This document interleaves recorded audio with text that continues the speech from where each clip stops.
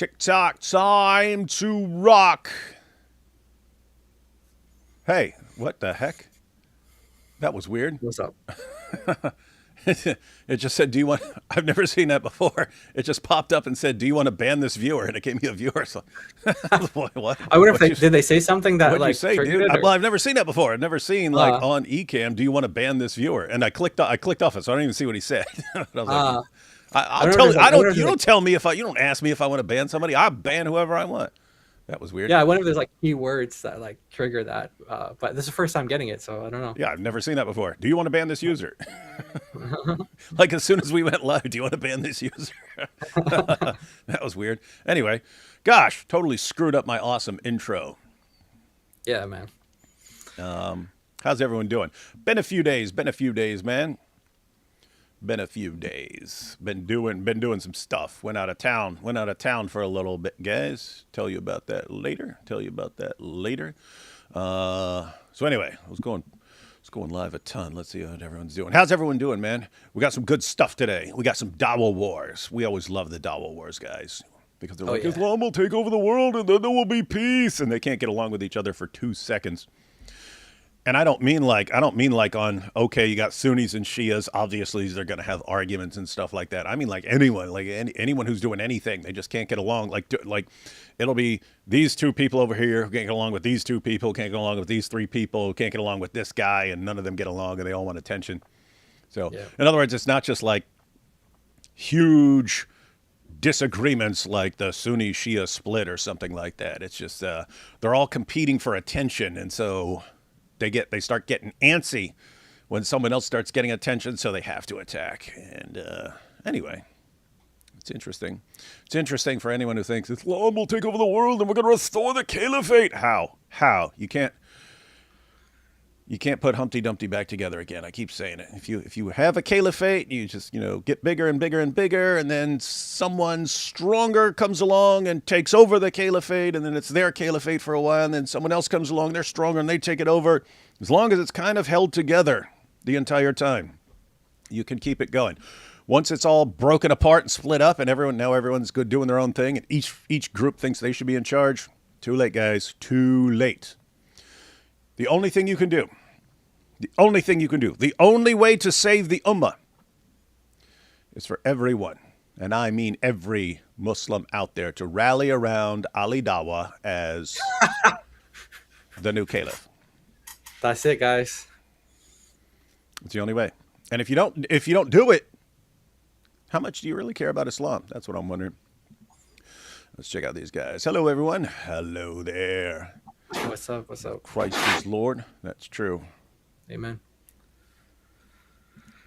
He said, what did Jack Ray post?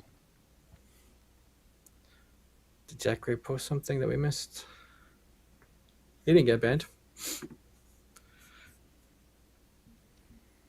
Oh, wait, here. No, Jack Ray did post something. Let's see. Posted a super chat. I was just going through regular stuff. Bombs away? What do you mean on what? Someone is already catching a ban. Was it me? Ooh, hey, what is this? AI surveillance. That'd be creepy. Oh, yeah, guys. AI is gonna start banning us all. Hey, maybe I should just take the AI's word for it and be like, hey, their AI's recommending I ban somebody. I don't even need to check it out. I'll just start banning. Let's see, we got Jack Ray here. Oh no, 3 months without Mike Winger. Oh yeah, I can watch David Wood for more Mike Winger good. Oh yeah, this is me. Hey, that should be bannable right now. Lucky you're catching me in a good mood right now because we got Maybe that's Dawah what Wars. maybe that's what the AI wanted to ban. Was I should do that. I wonder if I could program this. See, I still don't know how to do like 98% of what I can do with this program. I should set it up. Anyone who mentions Mike Winger that's not in a really mean way gets banned instantly. Hey, Nordine. I haven't looked yet. I'm guessing it's either back in the day I would have said it's something about Yajuj and Majuj, but I'm guessing it's something along the line of that the only explanation for why people believe dumb things is that it's demonic. And so instead of talking about the Dawah Wars, we need to be talking about demons this entire show. Let's see. Pretty close. Stupidity is just a label, not an explanation. What makes a person stupid or less skeptical? Which makes a person more skeptical? Yeah. So that's part of the discussion.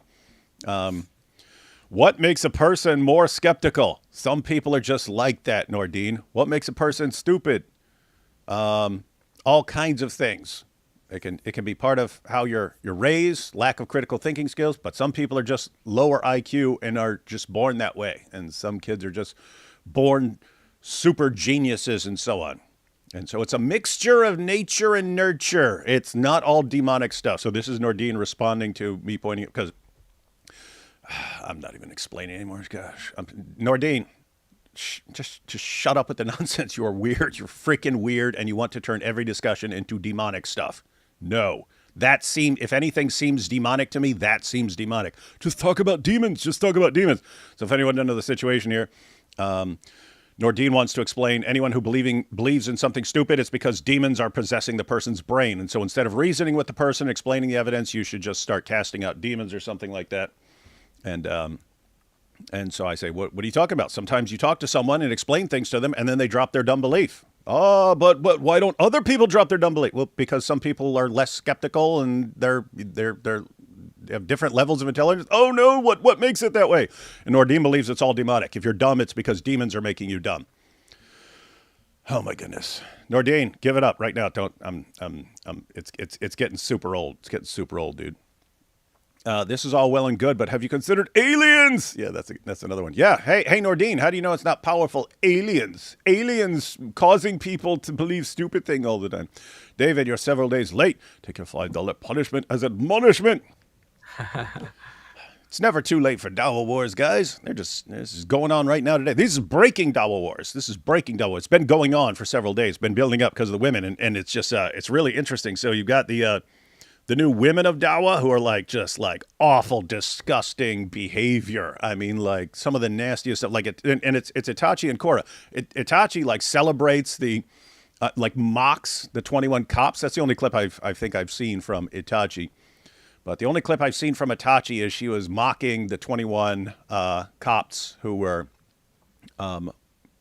just flat out murdered by ISIS, and she mocks them. And then Korra, my goodness. Some of the most disgusting behavior I've ever seen. And buddies with Malik. She hitched her car to that train. Anyway, before we get started, I want to thank Nordine for funding Christian Apologist with his obsession on demons and making sure everyone knows about it. Yeah, I know. TikTok, David Sagara is late to rock. David Sagara is never late. I had a siesta. Wait, what is this? TikTok, time to block. Oh, yeah, that's good. Wes Huff mentioned something interesting. Quran 4:157. Jews said, we killed the Messiah. But if they knew he was the Messiah, they wouldn't kill him. And if you're saying paraphrasing, then the Quran isn't clear. No, we pointed out for years that the Jews, in Surah 4, verse 157, were bragging not just about killing Jesus, they're bragging about killing the Messiah. And so the Muslim response is usually they were mocking or something. Oh, look at us, we killed the Messiah. Translate terms from English to Hindi. No, I can't. Muslims seem to be more sensitive these days. I just say hi and they ban me, lol. P.S. I think Nordine is Mike Winger. That would explain a lot, trying to ruin mine. Only demons can make a person consistently late for his own streams. That's the only possible explanation there. Is it just me, or did Jai go to a red shift of 1? You see, he's running. Get it? Red shift. Yeah, we get it, running. But those of you who don't understand physics or cosmology won't even understand red shift. You see, you're possessed by demons who keep you from understanding red shift. Hey, it's the Dr. Daff Show. Hi, we'd love to have Hey, this is for you, Jai. This is the Dr. Daff Show. Hi, we'd love to have DOC on the show. Please get in touch. Thanks. Oh, wow. Awesome. Yeah, we watch your show. We like what you guys do. We'll probably get in touch. And we would also love to see DOC Appreciate on the that. Dr. Daff show. Are first cousin marriage demonic? They cause low IQ. Yeah, you'd have to say.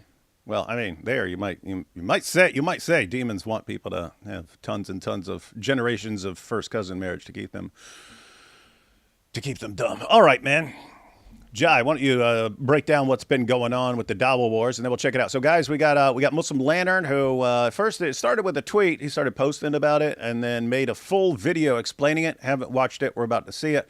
We got kind of a compilation of various popular Muslims and scholars commenting on whether there should be women in Dawah. And we'll check out some. Muhammad Hijab jumped into the fray. Muhammad Hijab jumped in there, sharing his powerful thoughts, and people are now accusing Muhammad Hijab of being a feminist, He's saying things like, if we aren't using women for the dawah, we're losing half of our brain power and effectiveness. And that's like classic. That's like classic criticism of Islam. If you're just keeping women from doing anything, you're losing half of the potential in your entire community and stuff. And so hijab is actually on board with that. So good to know. Good to know. But man, this is going to be a big mess. But what do we got? What do we got, Jai? So basically, this new uprise of Dawa girls, like actual Dawa girls, not the Dawa boys that we call Dawa girls sometimes, actual females doing Dawa, specifically Korra and Itachi. Like you, David, I'm not too familiar with Itachi other than seeing a couple clips here and there. The 21 cops who were martyred, that has been going around on social media, it's on X and TikTok and stuff. So, yeah, she doesn't seem like the most, you know, I don't know how you want to say it, but she doesn't seem like someone that anyone should be interested in talking to if she's just going to be making fun of martyrs and stuff like that. But so anyway, she's making the rounds with Korra, and they're being promoted. They're being promoted not necessarily by the big Dawa guys, which is interesting because they see each other as competition. Like Muhammad Hijab told us that they all get jealous of each other. So they're not like being promoted by the big Dawa guys, but they are being promoted by the Muslim community. And so the Dawa guys who are big and have channels that Muslims will look up to and regard their opinions are now speaking out on this topic because of people like Muslim Lantern and others saying, instead of what we were saying was that, oh, this is really interesting to see women doing dawah. We want to see more of it. We want to see what they can kind of bring to the table and see how it changes up the scene. Well, not every Muslim is happy about that, and a lot of them are taking issue with it from Islamic groundings and Islamic rulings that women should not be doing public dawah. They shouldn't be doing public dawah, and especially not to men. And they shouldn't be seen. And some of them are saying they shouldn't even be heard. So Muslim Lantern shares that opinion, but he's not the only one. He's not the only one. There are a number of Muslims who are popular on YouTube, or sheikhs, or scholars, including the Grand Mufti of Saudi Arabia, by the way.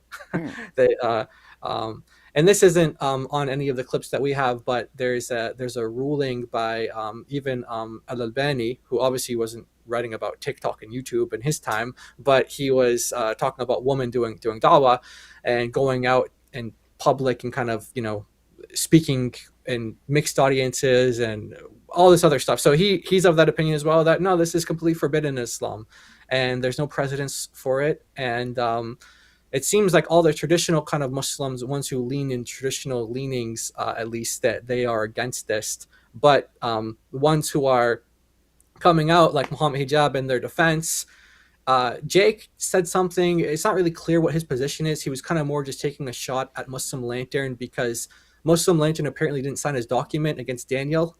So, Oh, that's what it's about. Oh, okay. yeah, Yeah, I didn't know who he was responding to. That makes sense. Yeah, yeah, we'll check that out. Yeah. yeah. So he Oh, okay. apparently Yeah, I didn't didn't sign know who his he was doc. talking about.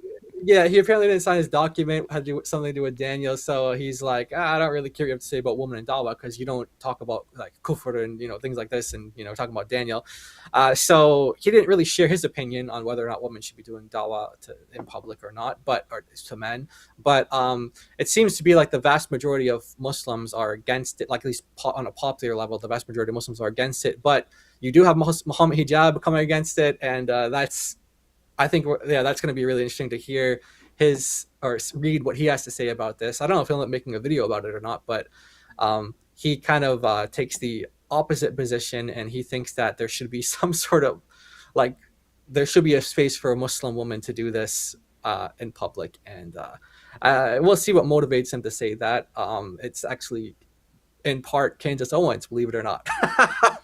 That's partially why he's behind it. And yeah, we'll see how Muslims respond to that as well. Yeah, pretty crazy stuff. So it is interesting the dynamics here because so you have like traditional Muslims jumping in here saying, "Hey, you've got women. Some of the women like on TikTok and so on, like or even on YouTube, but like Lily J, right? Lily J, she's still wearing like yoga pants and no hijab. She'll occasionally toss a hijab on when she wants to and stuff. But other than that, again, yoga pants and super tight fitting clothes and stuff. So you got a lot of Muslims saying, "Hey, this is not appropriate to be dressed in this way." But then you have like Cora and Itachi who are wearing the niqab. Although I saw some people criticizing Itachi because she had on loose fitting clothes, but she had some sort of like belt around her, which pulled it tight, which made her Is that what they were bosom talking stick out. about? Saw people complaining about that. Yeah, they're complaining about Oh, that. I was wondering what they were complaining about because to me, I mean, I don't know like what the proper dress looks like, so I was like, well, she's fully covered to me, so what are they complaining about? But so you're saying that she had like some sort of belt on that?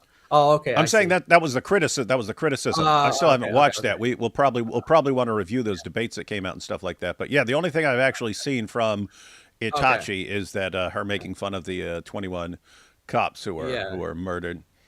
Yeah, Um, I know. Now the video that video, I'm pretty sure you only see her from like the nose up. You don't see like so because they were criticizing how she's wearing all of her clothes mm, from that other debate.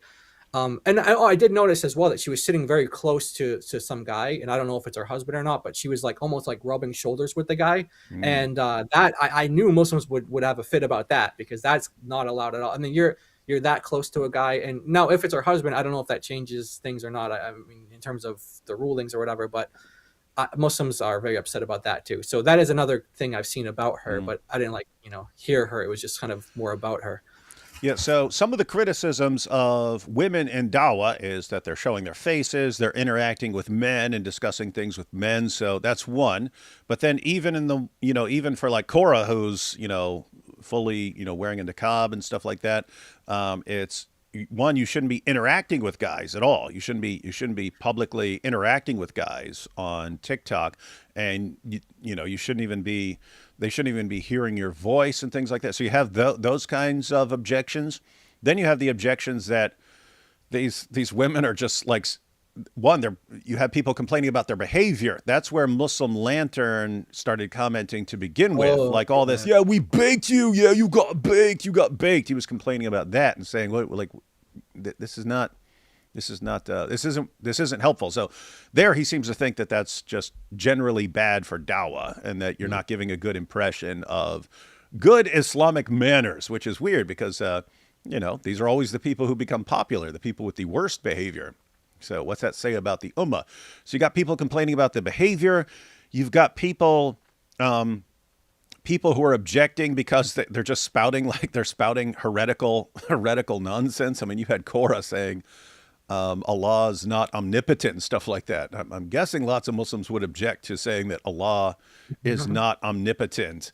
And but I mean, it became a joke. I mean, this was Elijah, and he's going like what you're describing. You're saying that Allah, he's not omnipotent, he's spatial, he's temporal, and he's like that's me. You're describing me. That's everything Yeah. you're telling me about your God describes me, because that's what I'm not omnipotent. I'm spatial, you know.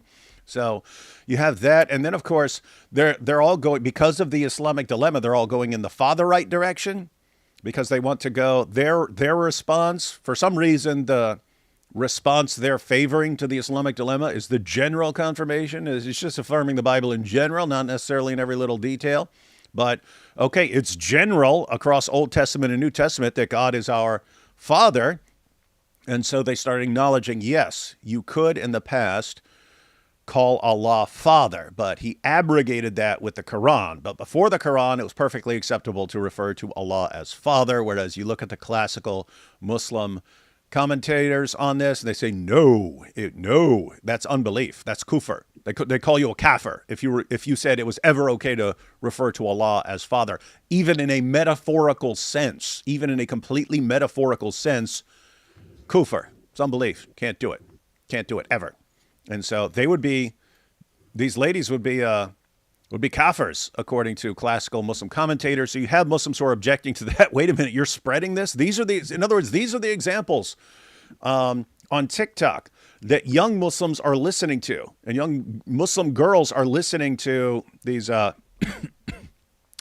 ladies, and the Dawah ladies are basically turning them into kafirs. So you have people who are objecting along those lines. And then you've got the people who are, to be fair, just jealous that girls are getting more attention than some of the Dawah guys, and so they want to attack them along those lines. And us, we just get to watch it all. Yeah, we're just amplifying it. We're just like, okay, this is what this side has to say. This is what this side has to say.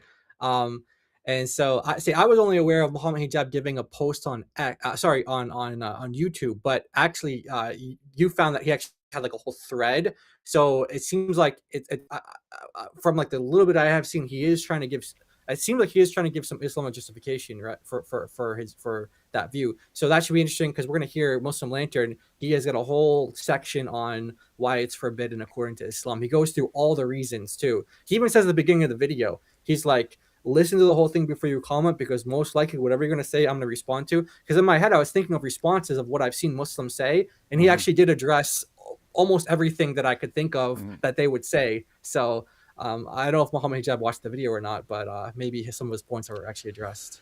Yeah, and the other issue, which I didn't mention, so all the different issues. One, is it just okay? One, should Muslim women be speaking to men at all and interacting that way?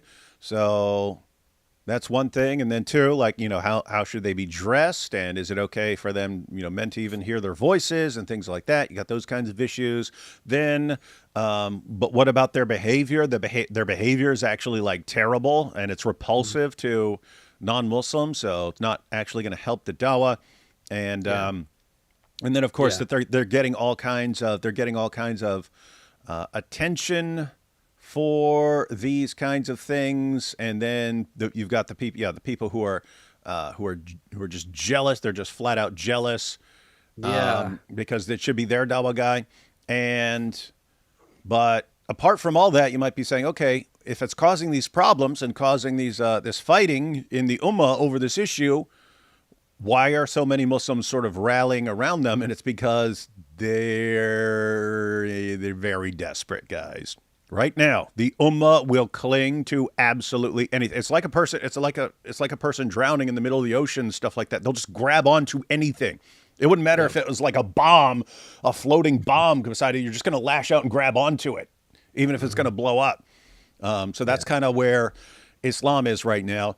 They're dealing with the avalanche of apostasy. They're dealing with lots more Christians and non-Christians learning the Dawah script and learning how to respond to it. They're in panic mode. And so anyone who can come along, I mean, again, like clinging to Lily J, seriously? ChatGPT. And they're just, the new savior of the Ummah. It's like, oh, you guys are cooked, man. You guys are baked to go with the Dawah girls lingo. The Dawah girls sling. Yeah. All right. Well, let's go ahead and check out. Let's go ahead and check out a quick that compilation. The compilation. Oh, okay. Cool. Let's check this out, guys. So this is a bunch of Muslim Dawah guys and scholars commenting on whether it's appropriate to have women in Dawah. So here are. By the way, language warning for anyone listening: that there's going to be Dawah girls speaking, and they do not. Oh, okay. Yeah, I did not know that was in here. Okay, so yeah, guys, I haven't seen this, but this was sent to me a little while ago. So let's check it out. A little compilation here. Wait, is this the one? Wait, okay, It's this one. Okay, So okay, there's one where the sheikh at the end do you know if his voice is This is the one you said that sheikh should be muted because he copyrights everyone. Okay, yeah, so this is the that one. Guy's a loser. He's a complete loser, man. You're good. With this one, yeah. which lots of times I wouldn't care. I'd say go ahead and do the copyright. I'll win it or something like that. Right now, it's like I don't feel like dealing with this right now. So let's just go ahead and go with the muted version because it's subtitled, so we can read it. But yeah, sometimes I'd be happy to deal with this, but yeah, a little old right now, given hijab copyright striking everyone right now. All right, we ready? Here we go. These are various Muslims and Muslim scholars reacting to women in Dawah. And it's interesting how this apparently keeps coming up, because lots of the clips I've seen over the past month it's like Q&A, and people are coming up to scholar, hey, what's up with women in Dawah? Is there a problem here and stuff? So anyway, it's becoming an issue. The great fitna of 2026, ladies and gentlemen. Here we go. Okay, I have another question. Can a female give a religious-related lecture for the sake of Allah on a social media platform for the public? So men and women are. Look at Uthman. Look at him like, where's he going to go with this, man? Where's he going to go? Is he ready for this? So this is just a lecture. Can a Muslim woman give a lecture on social media? Mm-hmm. So not even talking about debating or something like that, unless the question continues. But I'll go ahead and back it up because we hear it. Lecture for the sake of Allah on a social media platform for the public. So men and women are watching this. Is this permissible for her to give this religious-related? And that was a woman asking, so she's and by the way, I just looked at it. Panel discussion, Q&A for sisters. So this is specifically for Muslim women to get up and ask questions to the great and mighty Sheikh Uthman and his awesome jacket. Do you know who this guy is? I've seen this guy a ton of times. I don't know who it is. I think his name is Zaid Abu Karim. Or I don't know, Sheikh Zaid Abu Karim or something like that, or Karim Abu Zaid or something like that. One of the two names. But yeah, he's Sheikh Uthman's buddy. He goes to all his events and he does these things. And he was one of the guys that grilled Daniel before when Uthman had Daniel up on a panel like this. He was one of the guys that grilled Daniel and made him take what they call the Salafi Shahada or something like that. So yeah, he's nice. Yeah. I'm not sure about this aesthetic here. I mean, Sheikh Uthman is the only thing with any color on this. This other guy, he's in white with the white background, the white beard. It's like, yeah, if Sheikh Uthman wasn't there, I'd be like, is this guy just in front of a green screen and everything was green, or I don't know what's going on, but you almost can't see him. All right, let's see what he has to say. What we see these days of sisters coming and exposing themselves, whether in a public forum, like in a conference, and they stand in front, that's unheard of. Are you fucking retarded? Or sisters who expose themselves on social media. That is not how it's done. What the fuck are you talking about? Guys, I did not edit this, but we watched this the other day. We just played a clip. We played a clip of Cora. It was really, really bad. So that's Cora. That's Cora interjecting. And by the way, that's how she responds to other Muslims. She's talking to a Muslim in that clip who says he doesn't like Ibn Taymiyyah. And she's going off. Okay, so I didn't know that. Yeah. Okay, so we got responses from Muslim women of women of Dawah responding. Yeah, when I was sent it, I went through it once because I was kind of in editor mode, thinking okay, is this good? Do we need to add anything else? But now that I'm actually watching it, I didn't realize it was he says something and then she responds to him, and it's that was actually wow, that's pretty crazy. Okay, that's funny. So I backed it up because now we know what's going on. Sheikh Uthman's cracking me up right. How you gonna handle this one? You got Muslim women asking you, are we allowed to even give a lecture on social media? Can we just give a lecture? We could be fully clothed.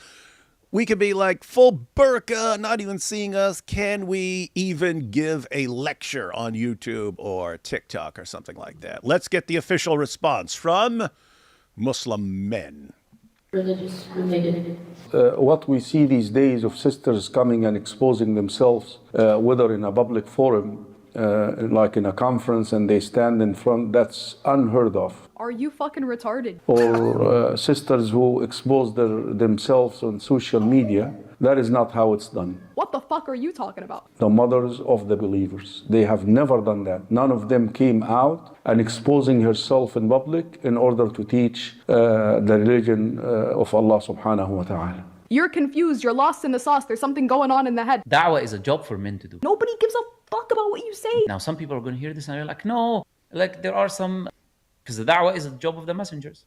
Someone will be like, oh, but there are some scholars, like Qurtubi or Ibn Hazm or this or that, said that female can be a prophetess.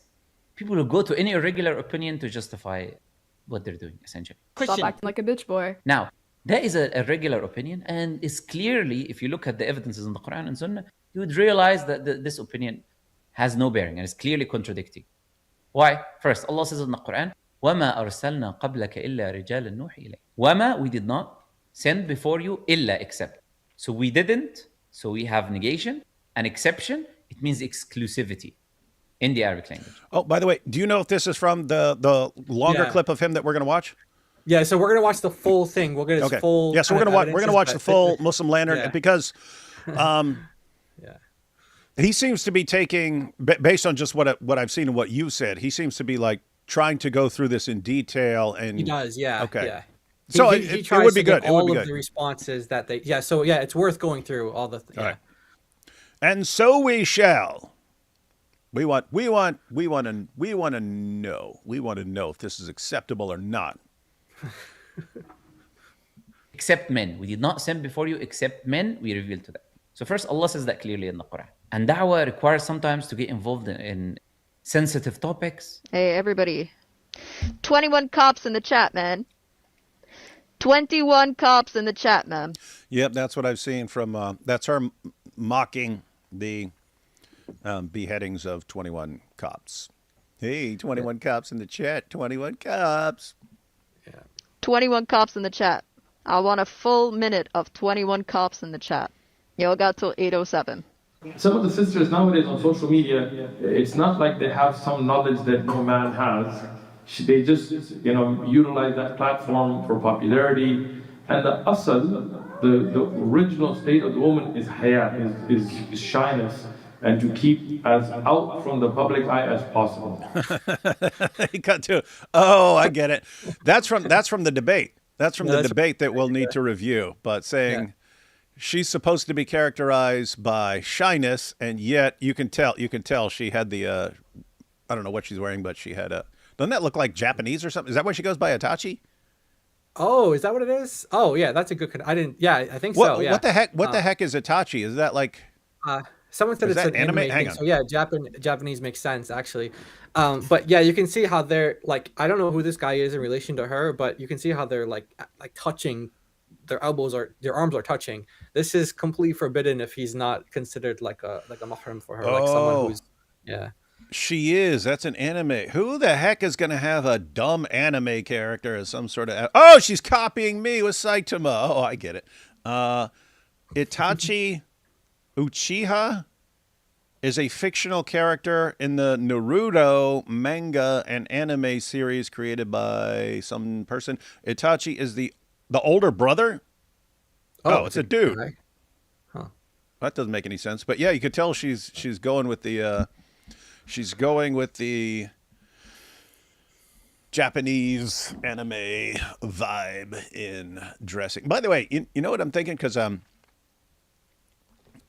they're covering their faces, just leaving their eyes uncovered. And you think, oh, they're dressing modestly because they really respect Islamic rules. You can tell they don't have a lot of respect for anything having to do with good manners. I seriously think like this young generation of Dawah girls, they know they're going to keep embarrassing themselves, and they know, hey, well, if you've never seen my face, then I can just reset anytime I want, and you'll never know who I was, and so it doesn't matter how much damage I do or how much I embarrass the ummah. I can always just That's true. Yeah. you'll never call me out because you don't know what I look like in real life. All right.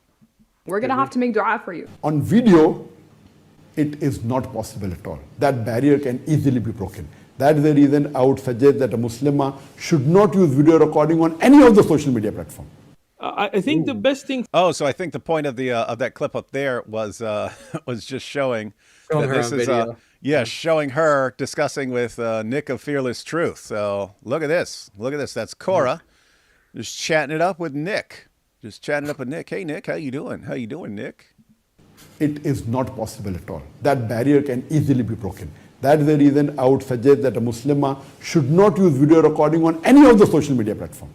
I think the best thing for our sisters especially is to try to protect yourself from online exposure as much as you can. Because even for men, to be honest, it's a big fitna. Not a fitna just like, okay, you're online and you're famous or something, but you become a target. Can a niqabi woman give da'wah on YouTube or TikTok? What are the limits for women in da'wah?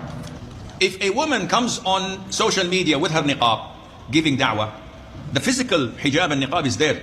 The sentimental one is not there. Because she's speaking. And this defies the purpose of hijab.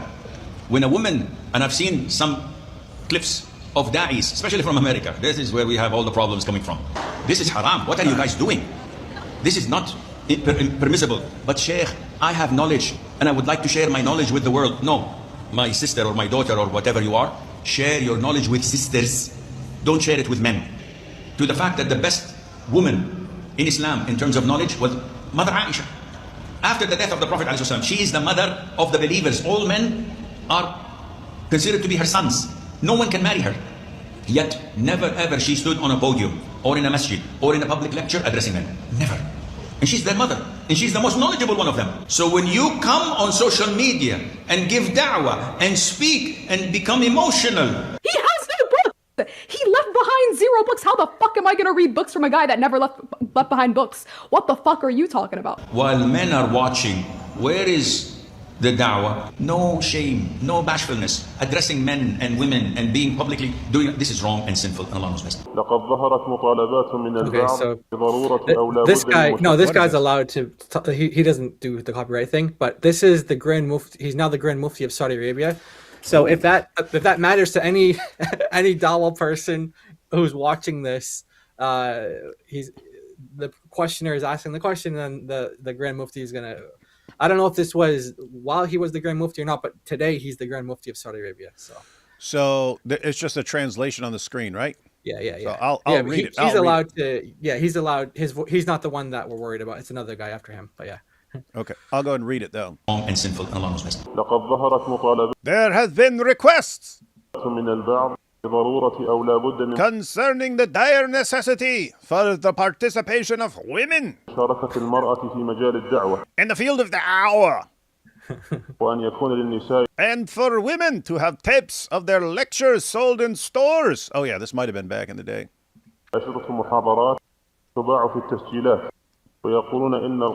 And they say the opinion that the voice of the women, the voice of the women is aura. Like it's considered like her nakedness or something like that. It's like not to be heard, not to be seen. Is an obscure and unsupported opinion. Oops, I missed the part. That was a quick. That was quick. It has reached the extent that the Quran radio broadcast channel was also criticized for this opinion. And they accept their request, and now women have started giving talks live on air.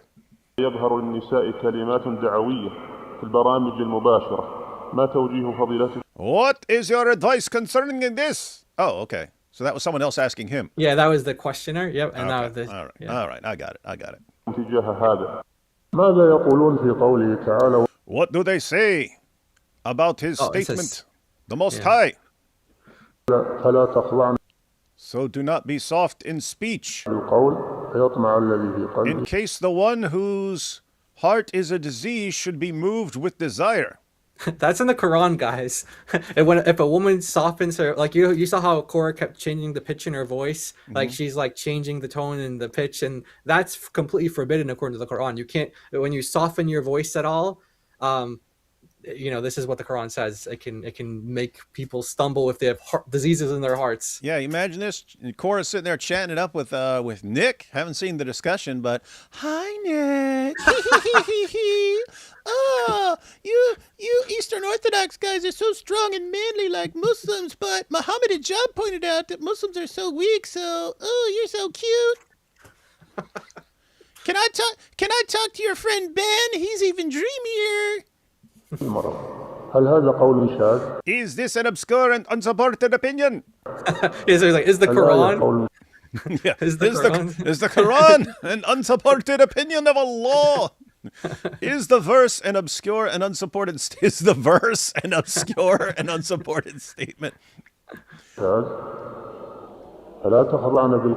Then be not soft in speech, in case the one in whose heart is a disease should be moved with desire when he hears your voice. But speak in an honorable manner. Okay, well, it says speak in an honorable manner, so that's okay. Is this an obscure and unsupported opinion? We seek refuge from misguidance. The woman during Hajj does not raise her voice with the talbiyah. Oh yeah, this was interesting. See, there's some things I was actually learning about when I was hearing them talk about this stuff. Apparently, like if even like the I forget what it. Maybe he talks about it here. Actually, we'll just see what he says. Yeah, let's see. The sunnah is that she says the talbiyah but does not raise her voice.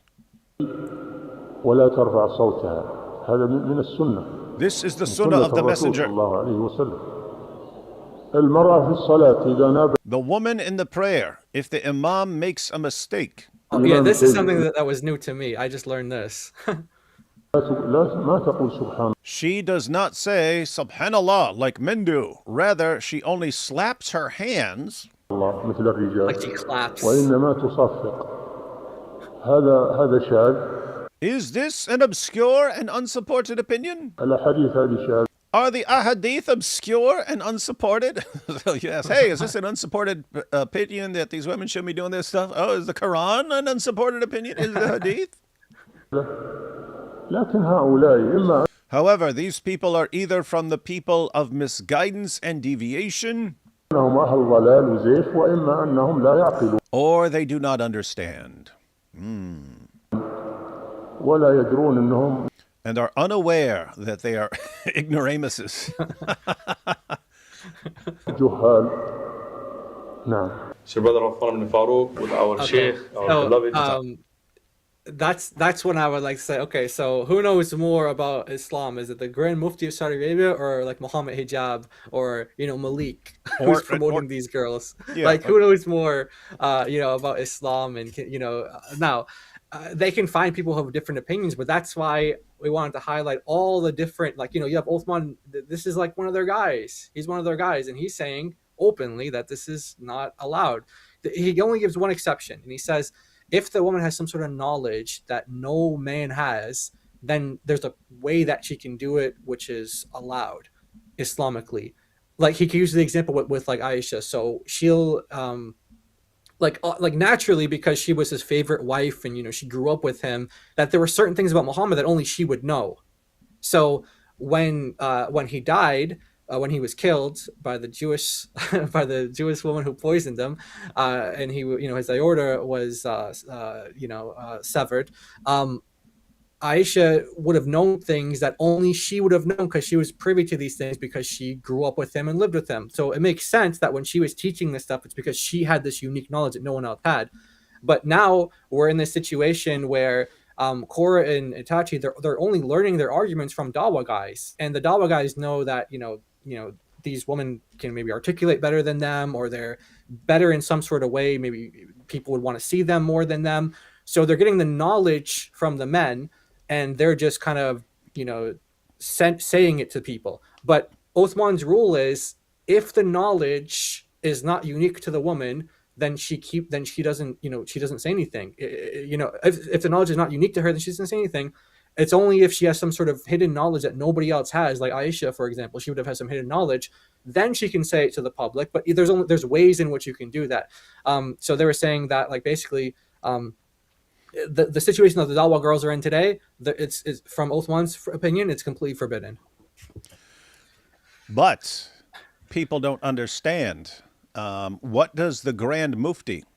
He's what Grand Mufti of Saudi Arabia? Yep. Okay. Grand Mufti of Saudi Arabia. How well does this guy know TikTok? Huh? You ever heard of this guy on TikTok? So who really knows more, huh? Huh? I've never even heard of this. I've heard of the Grand Mufti and stuff like that. I never heard that guy before. Whereas I hear from TikTok Muslims all the time. So who really knows more? All right, guys, we're gonna do a poll right now. It's who knows more about Islam, the Grand Mufti of Saudi Arabia or Korah and Itachi? Oh man. So this is the context for this clip here. There's not just Uthman, there's a bunch of Dawah guys, including Muslim Lantern and including a couple guys from the UK. And the idea was that because of Daniel, who was kind of doing this whole supporting Iran and the Shia and things like that, and basically taking opinions that they don't agree with and kind of creating sort of what they would call a fitna between them, like this, causing these problems, you could say, or whatever, between people. Daniel kind of triggered them to make this coalition of, it's called the Global Dawah Community or whatever. I think he's about to introduce it here. But this guy, his name is Uthman al-Khamis, and he is their leader. This is the guy who copyrights everything, by the way. So he's their leader, and he's the one that they're like Uthman's about to say. So all these Dawah, his point of existence is to kind of settle all the issues. So you don't have people like Daniel anymore. You don't have people like Daniel who just kind of go off in their own way. He's supposed to be the leader, the kind of central figure for all these Dawah guys. So that way, it's not just like Uthman saying one thing and then Daniel saying one thing. It's like, no, if we have a disagreement, we go to this guy. He gives the fatwa, he gives the ruling, and then, that's what we go by. So he's kind of introducing this, and then we're going to go to his opinion, their leader's opinion on what does he say on this topic. Yeah, and everyone notice. So the Grand Mufti has a narrow lead. We want to see we want to see how this plays out because what does that guy really know? What does he know about TikTok? What does he know about Dawah? Again, I hear about Korah pretty regularly. I never hear about the boring old crusty Grand Mufti of Saudi Arabia. What could that guy possibly know about Dawah? So anyway, he's got a narrow lead right now, but notice, guys, to keep it fair, I made it Korah and Itachi together. Oh. Why? They each have half a brain. So in order to cancel out that possible objection, they have half a brain, according to Islam, I got two of them together. So their brain adds up to one whole brain. And then we can see. So then we can see who has more knowledge. All right. Off to a good start here. So and then is we the guy have who settles all the disputes here. this sniveling crybaby who copyrights everyone. It's your brother Uthman ibn Farouk with our Sheikh, our beloved Sheikh Uthman Khamis. And alhamdulillah, one of the things that we see a lot of issues with is problems between du'at and disagreements and so on. And we request our Sheikh, who is going to be our authority. Fadlu Sheikh. Okay, so yeah. So this I have to read. Because he copyrights anything he says. All right, let's see. Who is going to be our authority. So you should do it in like the Ali Dawah voice, because that's probably what he sounds like. Oh, probably. Some Muslim women on social media appear with their faces and voices for the purpose of da'wah to Allah. No, this is not correct, ever. A woman does da'wah to women and does not speak softly in front of men and such. No. The voice of a woman is not aura, but if there is softness in the voice and such, no. This is not correct. The woman... Authority. Hey, what the heck? Oh. 1 second. No, this is not correct. The woman is to preach, do dawah to women, not to men. Our authority. So that's the authority. So there you go, guys. So their authority of this kind of Dawah coalition guy, the leader who gives all the rulings when they have disagreements, he's saying not allowed. Osman Hakim is saying not allowed. Muslim Lantern saying not allowed. Uthman ibn Fibn saying not allowed. Zakir Naik saying not allowed. Who's saying it's allowed? I guess we'll see. We'll see. And again, guys, all kinds of different possible reasons for the objection. But I mean, man, if these guys think this is bad, they'd better make it really clear, real quick, because women on like TikTok and stuff are becoming very popular. And then you got the Lily J crowd and so on. So, and they're the ones setting the example for the young Muslim women. So they're about to. They're going to a whole generation. Yeah, they're about to. The men are about to completely lose control, and we've seen this over and over and over again, where a woman will be on TikTok. We've watched the clips before, where a woman will convert, and everyone will start praising her, and she'll be like, "Oh, and now I'm going to talk," and then she starts talking about Islam and stuff, and then all of a sudden, "Hey, I don't have to wear a hijab," and all the guys are like, "No, you have to wear a hijab." She, "No, I study for myself. I don't have to wear a hijab. I don't have to." And then they just, start going back and forth, and these guys realize they can't control these women anymore. And guess what? That's accelerating. The women, the Muslimas on social media, and these old guys who don't want them influencing the younger generation realize we can't stop them. We can't stop these young ladies.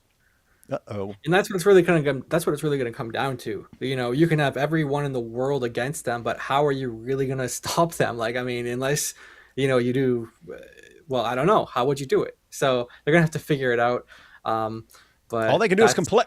They're doomed. Notice, guys, this is the exact same thing that happened with Muhammad Hijab, Ali Dawah, when they came on the scene, Sheikh Uthman, all these guys, when they came on the scene and they started getting popular, you could circumvent the old way of doing things. So, back in the day, you wanted to speak for Islam, you had to become a scholar. And then, then if you were a respected scholar, then you got to speak for Islam. When it came to Dawah, they would pick people to represent Islam who sounded good to non-Muslims. So they'd get Ahmed Deedat. He's kind of funny when he's speaking, and he's bringing up things that whoever he's talking to has never heard before, so you don't realize how stupid what he's saying is. You don't realize, even if it's contradicting Islam, you don't know. And then Zakir Naik followed in his footsteps, just memorized all his Dawah scripts and started using the same Dawah script and so on. But notice, they're still in control, right? The higher up Muslims are still in control of who's representing Islam for Dawah purposes. All of a sudden, you get to 2016, 2017, 2018, where you didn't have to go become a scholar, and you didn't have to get approval from Muslim organizations to represent Islam. You could just go start talking on social media and get a big following. And by the time people realize these guys are saying some pretty wild stuff and behaving pretty terribly, and they're repulsive in how they act and what they say to non-Muslims, which is the opposite of what you wanted for Dawah. You wanted Dawah to be sort of convincing to non-Muslims. Then when Muslims started objecting, when Muslim scholars started objecting, you're just jealous. You're just jealous because of his big following. No one follows you. Look at you. Sheikh so-and-so from Al-Azhar. You have 200 followers, you little weakling. Right? And you couldn't stop. Ali Dawah, this guy's got over 1 million subscribers. Muhammad Hijab, he's got over 1 million. These guys have all these subscribers. You're just jealous of them, right? So they couldn't stop these guys, and now you're getting the same thing happening with women now. You can't stop them. They can get a follow. How do you stop them now? How is the Grand Mufti of Saudi Arabia? He can this is my ruling. Who cares? Do you think these girls care over on TikTok? You think they're, oh no, the Grand Mufti says so. I guess I'd better stop. They're narcissists. They don't care what you say, dude. and they'll think it's absolutely hilarious that they can get a bigger following than you. So Yep. these guys are realizing they are doomed. They are doomed. I'm talking about the scholars, the old school. They are realizing they are doomed. There's nothing they can do to stop them. This is America. This is America. You can't And tell that's what Osman Hakim said too. He said, "This is in America we have all these problems because if you're in a Muslim country, they actually make can you stop. you. Yeah, they can stop you, and there are ways they can enforce their rulings and such. But because these people are in America, ironically enough, because they're not under Islamic law or Islamic leadership, they're able to get away with this stuff." So that's the situation. That's gotta suck, isn't it? I mean, it's a similar vibe to what we were talking about with like Sajid for years. Remember Sajid? He wanted Dawah to be. He wanted Dawah guys to give a good impression of having really good manners. Muslim Lantern. I haven't seen a lot of Muslim Lantern. I've only seen a couple of clips of Muslim Lantern ever. But it sounds like he's in that camp where he wants Muslim Dawah guys to be known for having good manners, especially like better manners than people who are making fun of Islam. And so you've got the Scotland. And they just realized, nope, they're powerless. You're powerless to stop it. It was just like Muhammad Hijab. He comes down, you weakling, you're pathetic. And people are like, Sajid's like, no, dude, stop it. You're creating enemies where we don't want more enemies. But there's nothing you can do. There's nothing you can do because that's what impresses the Ummah. Well, now you've got all these go, you got baked. You got baked. Yeah, you got baked. No, you got baked. No, you got baked. No, I don't care. Allah, no, he's not omnipotent. No, Allah, he's pretty powerful, but not omnipotent. Yeah. And what do you do? What do you do? Yeah, Allah's a father, but not now. But back in the day before Islam, yeah, he was our father in heaven. We could even recite the Lord's Prayer, our father in heaven, but not anymore. But back then you could. So if I got a time machine and went back before Muhammad, I could pray the Lord's Prayer as laid down by Jesus because God is our father. And there's nothing these guys can do to stop these ladies, and it is it's hilarious. It's funny. I get people, why are you focusing so much on this? Why are you going through all these debates with these women? What is this? What are you trying to destroy? You're trying to destroy these women of Dawah because you realize they're gonna destroy you, and that's why you're trying. No, I want them to get attention. I want them to have attention, guys. Actually, they can go back. We predicted this. I remember I said, I'm like, guys, we're not going to be the ones that it's going to be Muslims who are coming after them. Muslims are the ones that are going to be the end of these, Dawah girls. It's not going to be. We want them to be up. We want them to give their arguments. We want them to.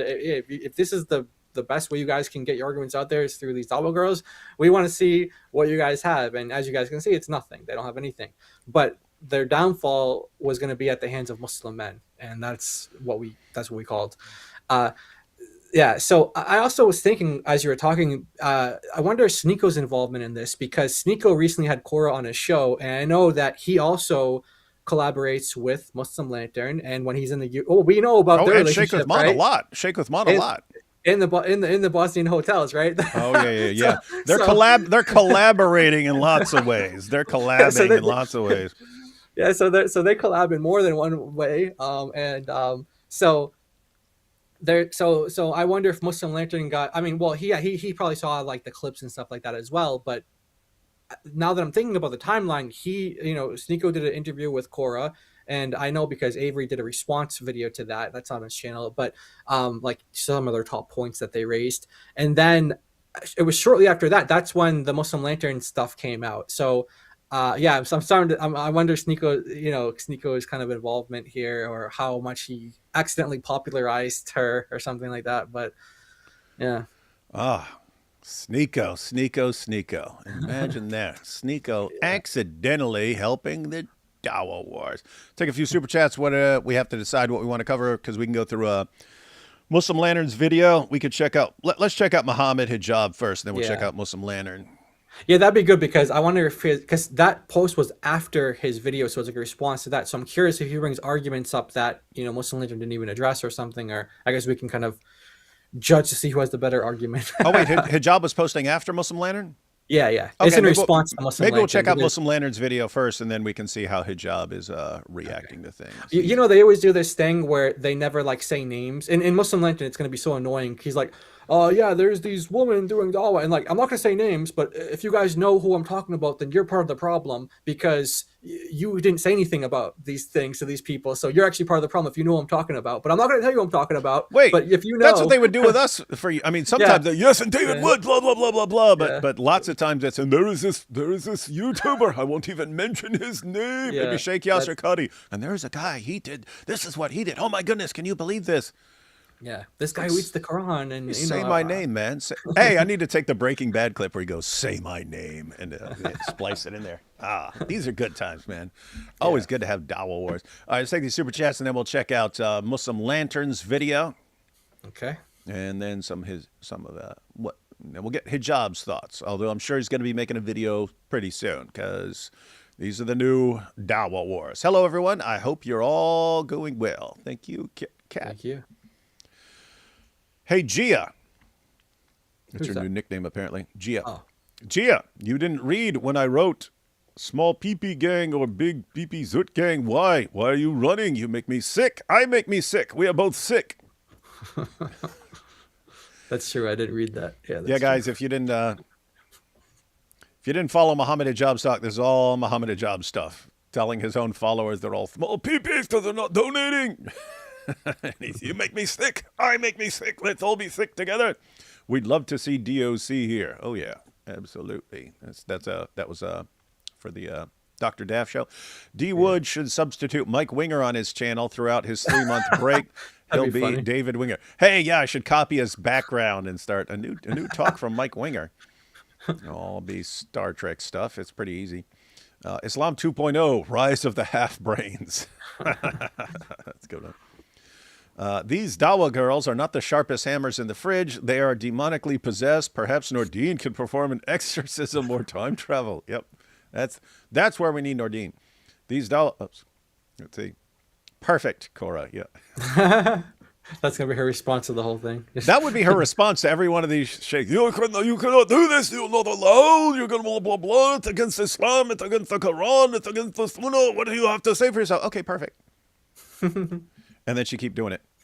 Whiteboard Dawah is the wave of the future. Mm-hmm.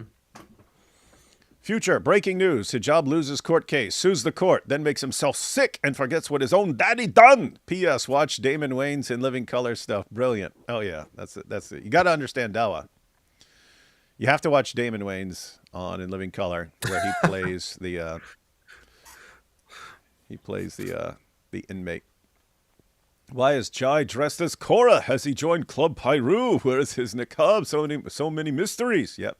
You're dressing like Club Hey, Pyru, man, with that red. This is a hoodie. It's not a niqab. Yeah, but if you dress in red, you're Club Pyru, man. That's the reference. Okay, yeah. Dave, why don't you collab with John McCrae from What Do You Meme anymore? I enjoyed the Islamicize Me series. Oh, yeah, he just kind of goes in a different direction with stuff now, and we've gone more in live streams, and John doesn't. He'll occasionally be in one, but he prefers making videos the way he does and stuff. No, we've talked a lot about like redoing Islamicize Me now that we have better technology and now that we know what caused YouTube to flip out about it, we could kind of avoid some of those issues and redo it. But yeah, Harry Nowak, R.I.P. Such a sad story. Video coming. Don't know. What is that? Not sure.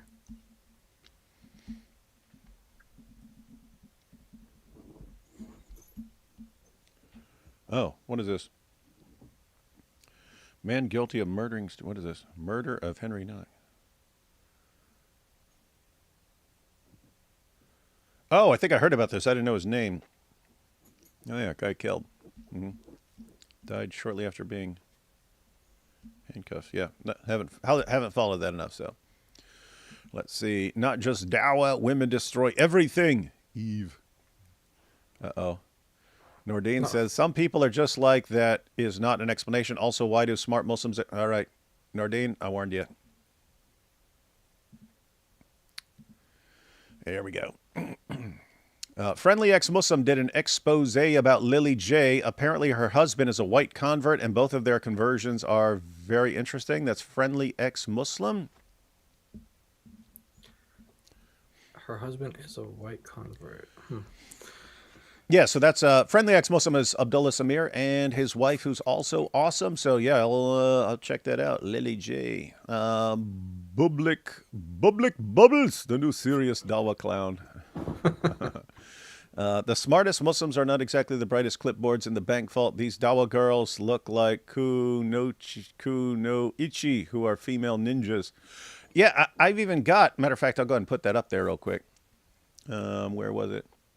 Yeah, apparently it's no longer Islamophobic to say that because yeah. So look at this. So this is a Muslim. Akbar Zab says the future of online, and that's Itachi there. The future of online da'wah might be female articulate niqabi ninjas dismantling the anti-Islam arguments of the fearful, hateful, and ignorant. May Allah keep them sincere. So he's calling them niqabi ninjas, right? So guys, don't complain anymore. Don't complain. It's funny how much this has come up because Nabil told me this. Nabil told me this about one of his little cousins. He told me this when he was still a Muslim. He said they were walking, because like Nabil's family, they would wear hijabs, but they wouldn't go like full like niqab and so on. But he said he had one of his little cousins who had only seen hijabs, and they were walking somewhere, and there was a niqabi, and he said his little cousin goes, "Ninja!" Like, but got actually terrified that a ninja was coming. So there was that, and then it was another time. It was one of my sons, it's Luke, who's like grown now, but he was a little kid, and I was reading an article or something like this, but it had a woman in a niqab as the picture on top, and it might have been about a burqa ban or something like that. But he was probably like 7. He goes, Hey, what are you doing looking at that cool ninja? And so it's a pretty common thing, but now it's Muslim certified. Now it's okay. Yeah, they're owning it. They're owning it. They're rolling with it. Let's see. TikTok time to Juj and Majuj.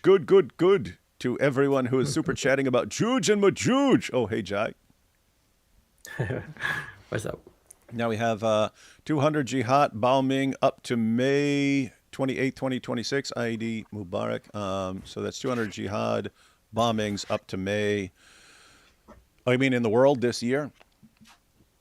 Doesn't matter if Aisha had a podium or was shy or not. Aisha narrated so many hadiths. These modern lady da'is are following her example. Okay, perfect. That's right. Ladies of Dawah, don't let these old guys tell you what you can and can't do. Aisha narrated all kinds of hadiths, and if Aisha can narrate all kinds of hadiths, by golly, you can say anything you want and speak authoritatively about Islam on TikTok. You have our stamp of approval. Women in Dawah, they make me sick. I make me sick. I'm 53. Is Cora fit to marry me because of plump eyes? What is this? When Mojab says, "You make me sick, I make me sick," in my head, I hear you scream. In my head, I hear you scream, I scream, we all scream for ice cream. He might have been thinking that too. Yeah. You make me sick, I make me sick. We should all get ice cream together. We should all be sick. I scream, you scream, we all scream for ice cream. Some Dawah women speak softly and carry big sticks. The warner is sure of it. Allah is mother. It's just natural for women Dawah. Oh, yeah. The women are going to introduce sola scriptura in Islam. That's right. You got to fight for your... Oh, that's Beastie Boys there. You got to fight for your right to Dawah. That's right. We got Iran hangs child bride for unaliving husband. What? A child bride? Wow.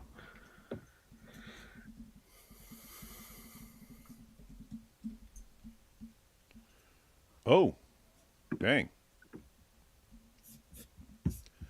That's true. Iran, former child bride faces execution by hanging. Huh. Women living under Muslim laws calls for action. Huh. Well. Oh, and they did it. Because I was looking at that, but that was from a little while back. Whoa. Iran hangs child bride for murder of husband. Rights group said Samira Sabzian was a child bride who had married her husband at 15 and had been a victim of domestic violence, according to relatives. So no one would help her. She dealt with that, and they apparently executed her. No, that was a while back. Unless this is a different story. Yeah, that was years ago. Oh, unless they just did it. I mean, the story was from years ago.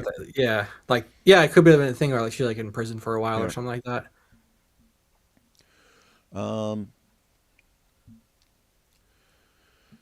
Let's see. Howdy, Jai. Where is DOC? Yeah, let's just answer that 7,000 times. DOC is a time-traveling undercover ninja.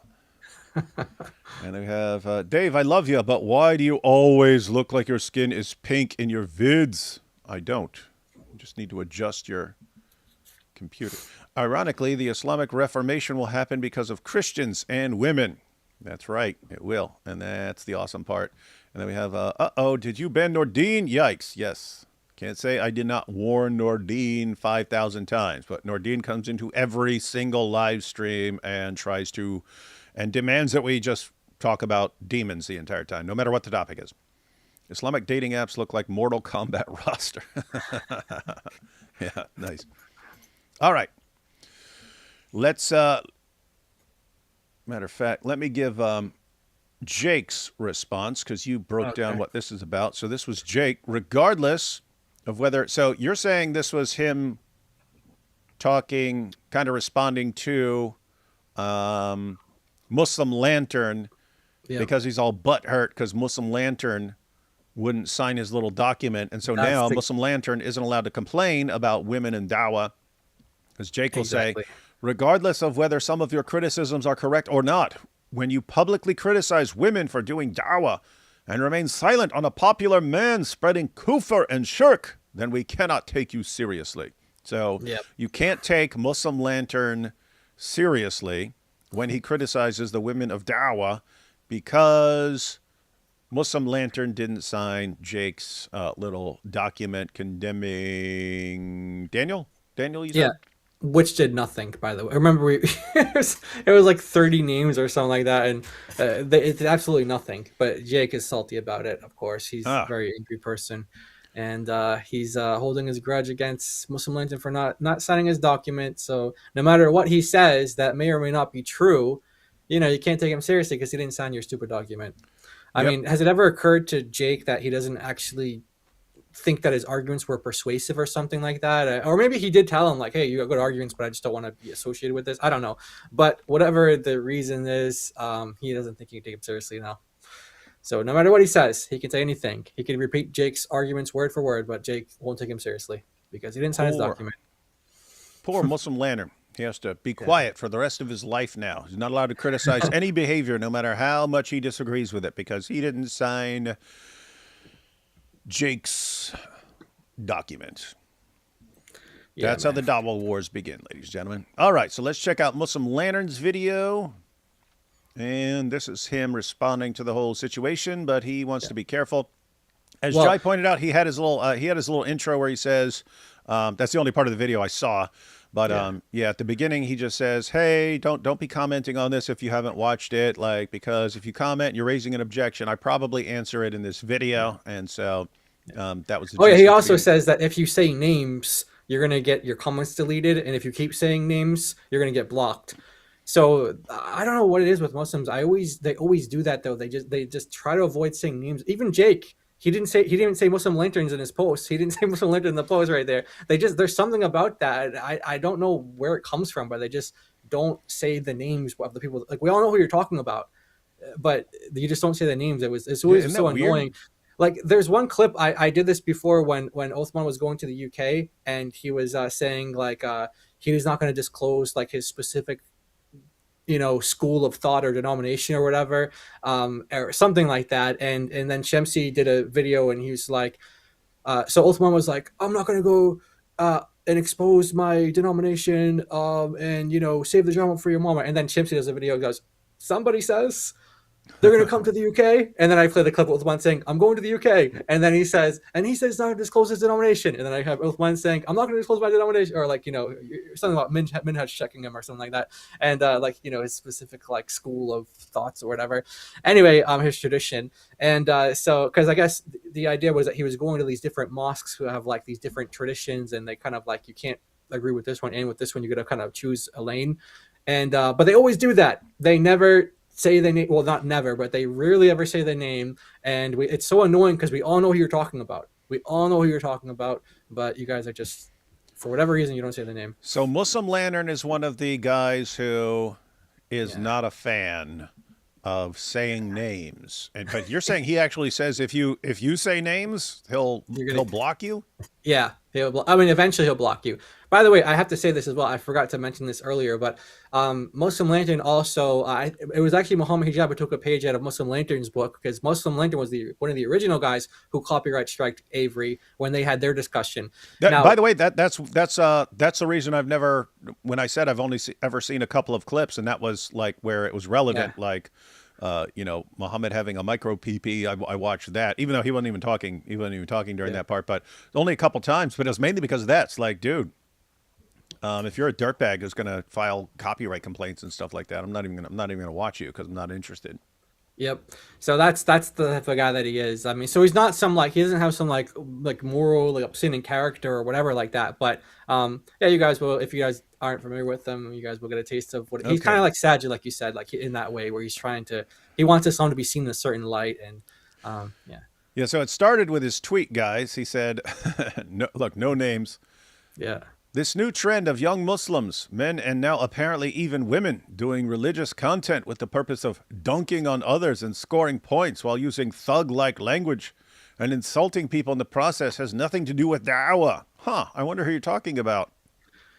By the way, there were some black Muslims who took offense to that because I guess dunking is associated with, I don't know, some like Black American vocabulary, and he was equating that to thug-like language. And so there were like black Muslims taking offense to that, saying, why are you saying like, black language is thug language? And so they were kind of saying he's being racist as well in this.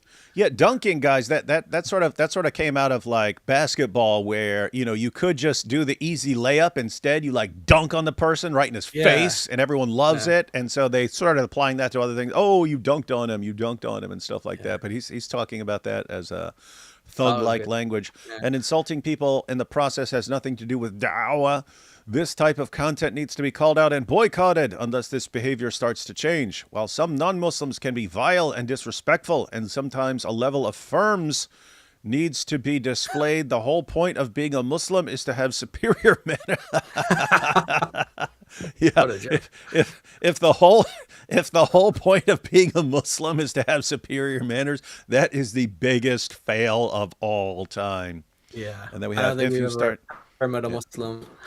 And then if you start acting like them, you're only doing harm to this religion. Well, it's pretty standard now, dude. Pretty standard. Okay, now so he tweeted that a couple days ago, but now he's made his entire video. So let's check out the video. So one of the first comments, like most, I guess, liked or whatever, or something like that. It was like the top comment was like, you're talking about Libiano and Cora, and they're both smarter than you and better than you, and you're just jealous. And he goes, what does that have to do with bad manners? He's like, what's that gonna do with my post? So it's like he doesn't say the name, but when he responds to that comment, he's like, yeah, that's who I'm talking about. But what is that gonna do with my my point? Like, let's say they're smarter than me, let's say they're better than me, more popular than me. What does that say about their manners? Like, does it mean that because you're more popular, because you're smarter, does that mean you can like get away with like murder or something?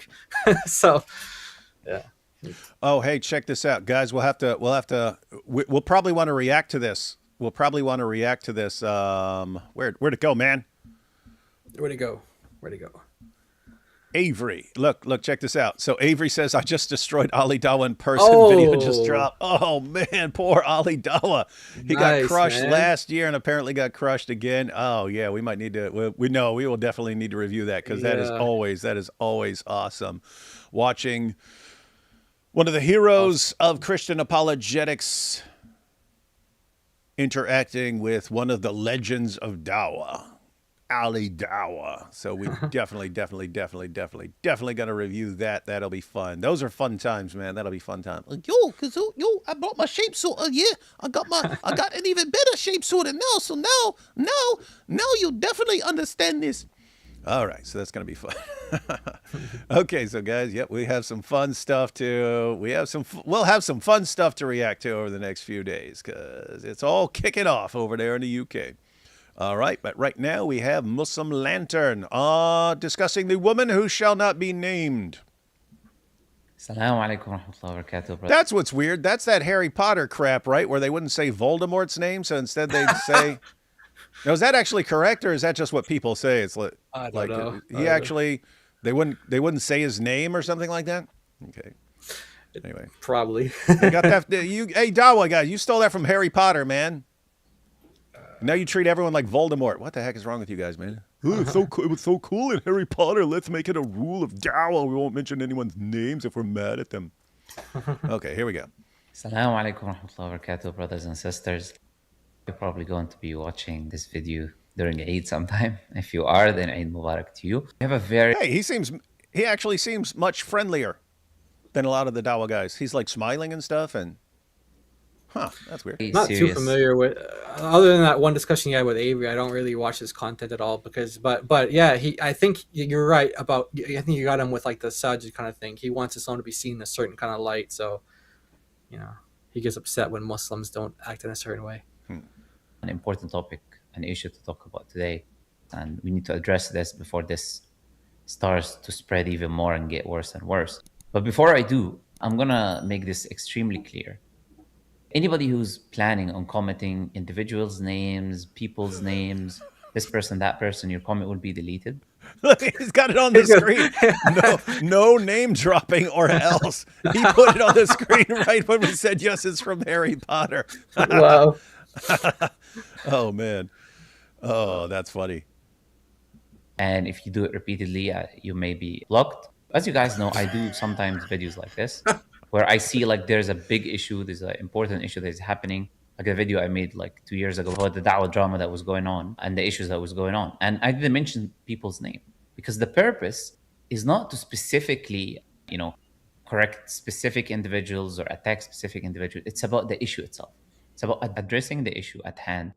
It's about advising the general public, people understanding, becoming aware of the issue that is taking place. And the individuals, if anybody is doing that wrong thing that I'm about to talk about, they would know. They would know. I don't need to mention a person by name. They would know. And I guarantee you, when I'm talking about this issue, a lot of people will start having these names pop up in their mind. And I would say you are a part of the problem because you are following people who are doing these issues and you're not correcting them. Hey, that's kind of funny. If I start saying something critical of someone, I don't name any names, but you're like, oh yeah, I know who you're talking about. That means you follow the person and you know that person's doing that stuff. So you're part of the problem. Okay, that's actually kind of a fair point. You're not correcting them. You're not advising them. You're not correcting them. In fact, as we will see, some people are even justifying these issues that are happening. So the point of this video is not the names. The point is to address the topic, address the idea for Muslims to become aware, to advise the individuals who are doing this in general, and to advise the Muslims that are supporting them, justifying what they do, and thinking that this is okay. And at the same time, clarifying to the non-Muslims that if there's a non-Muslim who thinks that this is what Islam teaches, no, this is not what Islam teaches. We need to clarify this idea to the individuals. And yeah, he's trying to reach us. We're part of his target audience here. Yeah, we're supposed to be looking at this going, oh, we thought this is what Islam teaches. That doesn't deal with the issue, guy. You can come along and have the best manners in the world.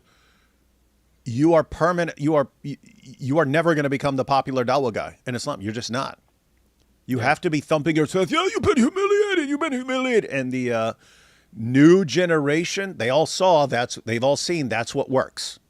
That's what gets you a following in Islam. So they're just doing what they know works. So the real question would be, this has nothing to do with Islam. If Islam's not about the chest thumping and me stronger than you, if that's not what Islam is about, why is that what always becomes popular And when you have good manners, no one cares what you're saying. Why? Explain that. We would love to hear that.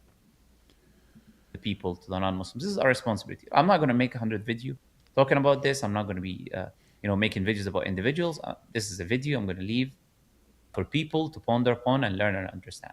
That's it. That is my responsibility. And whether people listen or not, in the end, people will do what they want to do. But I think it's very crucial and important to address this issue. So what's this point, Daily Wire doesn't say the names of mass shooters, etc., so as to not give them fame.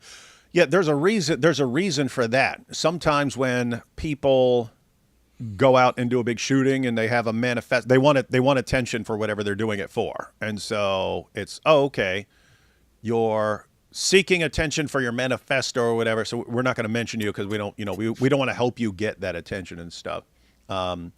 These guys are like, so and so's. Someone's doing something bad, and we won't name that person. And it kind of, it made sense, like when they wouldn't mention our names, but the reason there was they didn't want people looking us up and then checking our videos out and then leaving Islam. So they didn't want to give people a map on leaving Islam. The issue is that we have today a lot of young du'at, right? Recently, we have a lot of young du'at. Brothers and even recently sisters, we're seeing them, right? Now, they're doing what they would call da'wah, okay? But the purpose of what they refer to as da'wah is to essentially defeat the other person, humiliate them, dunk on them. Make them Look at that. You see that? Hey, he just said dunk on them. But look, he's got on the screen, I won, bro. You suck. Yeah. You make me sick. Oh, no, that's not da'wah. That's Muhammad Hijab talking to fellow Muslims. Actually, so the first part of this video, he's responding to kind of like the behavior, kind of that stuff, and then he's gonna go into the woman aspects later on. That's kind of, I think that's the second part. Right. I won, bro. Yeah, you got baked. can edit all of this stuff. This is the purpose. Now, I'm not talking about once in a while, for example, holding someone accountable and pressing them on a point, being assertive with them. I'm not talking about that. You have to be balanced. At sometimes you have to be assertive. I'm not referring to that at all. I'm talking about the overwhelming majority of the content that is being done. The purpose behind it is I destroyed this person. I completely annihilated this person. I finished this person. This idea, right? Is like when you have 90% of the content about this idea, about this is the purpose. And then in the discussion, when the discussion takes place, you see people using thug-like language. What do I mean by that? Like F slurs, S slurs, insulting people, referring to their body parts, referring to humiliating insults about them and things that they do and stuff like that. I've seen some people like go to extreme extents with insults. And I've seen some people like inappropriately addressing women about like things which are, intimate in nature. And they're talking about them, they're making jokes about it. You don't say. Yeah. All as part of da'wah. So he clarified what he meant by thug language because he was getting, baked. He was getting questioned on that, whether that was a racial kind of thing or whatever, what language he was talking about specifically. But he specified he's talking about using like F words and things like that, which we just heard Corey use a bunch of. So he's talking about that type of language. Look at this. Is he talking about ortho? He's not saying what he's talking about. Is he talking about the ortho bros? That's funny. Yeah, you got paid. Debate my true religion. How is this da'wah? Like, how is this da'wah? Someone explain this to me. Like, how is this Islamic behavior? So I'm not talking about once in a while, because nobody is perfect. Once in a while, making a mistake here and there, saying something here. I'm not referring to that. I'm referring to someone claiming that I'm doing da'wah, right? Representing Islam. And then, like, the entire purpose is just to, humiliate a person, make them dunk on them, bake them. Come on, you can say it, man. Look bad, do this, do that. No.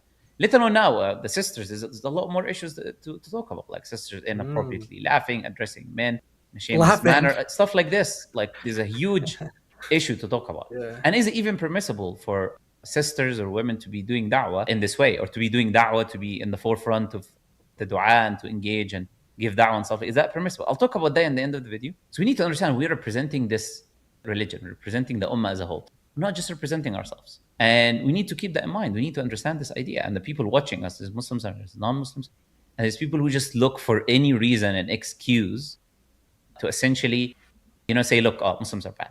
Even if they don't. As a ummah, as a Muslim ummah, as dua, we need to uphold the highest levels of mannerisms.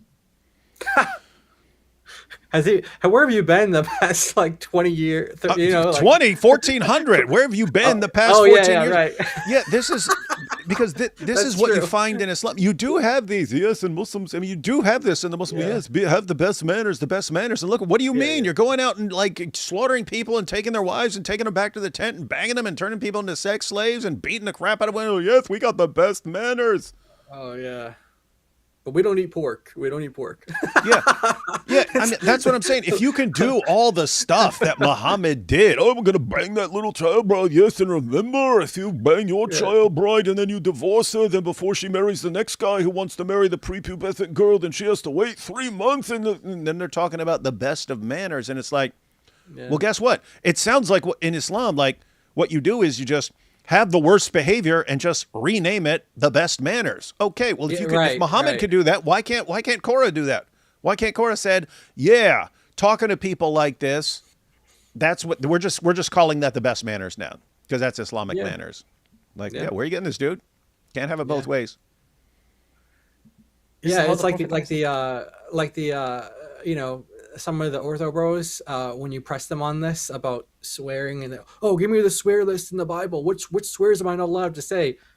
Maybe she can ask the same question. You take a chapter from the ortho bros book and ask, where does the Quran or the Sunnah, where does it forbid this specific word, which is in English, not in Arabic? So what it's like what's he gonna do? Hey, little side note, because I was thinking, who's he talking about with, because, I'm not talking about what you do occasionally. I'm talking about in general. If 90% of what you're doing is this, and I'm like, who's he trying to defend here? But then when we were talking about early Islam, I was like, oh, he means if he says you can't ever do this, then you're throwing Muhammad under the bus because he said Abu Bakr as well. Yeah, Abu Bakr. So Abu Bakr said to one of the polytheists who believed in Allah sounds like Allah, but it's the female deity. The polytheists believed in a lot, and Abu Bakr said, why don't you go suck a lot's clitoris? So if you just said, no, you can't ever have bad manners or talk in this way, then he would have thrown Abu Bakr under the bus. Or Muhammad saying, don't brag about your lineage. He says, if someone brags about his lineage, tell him to go bite his father's penis.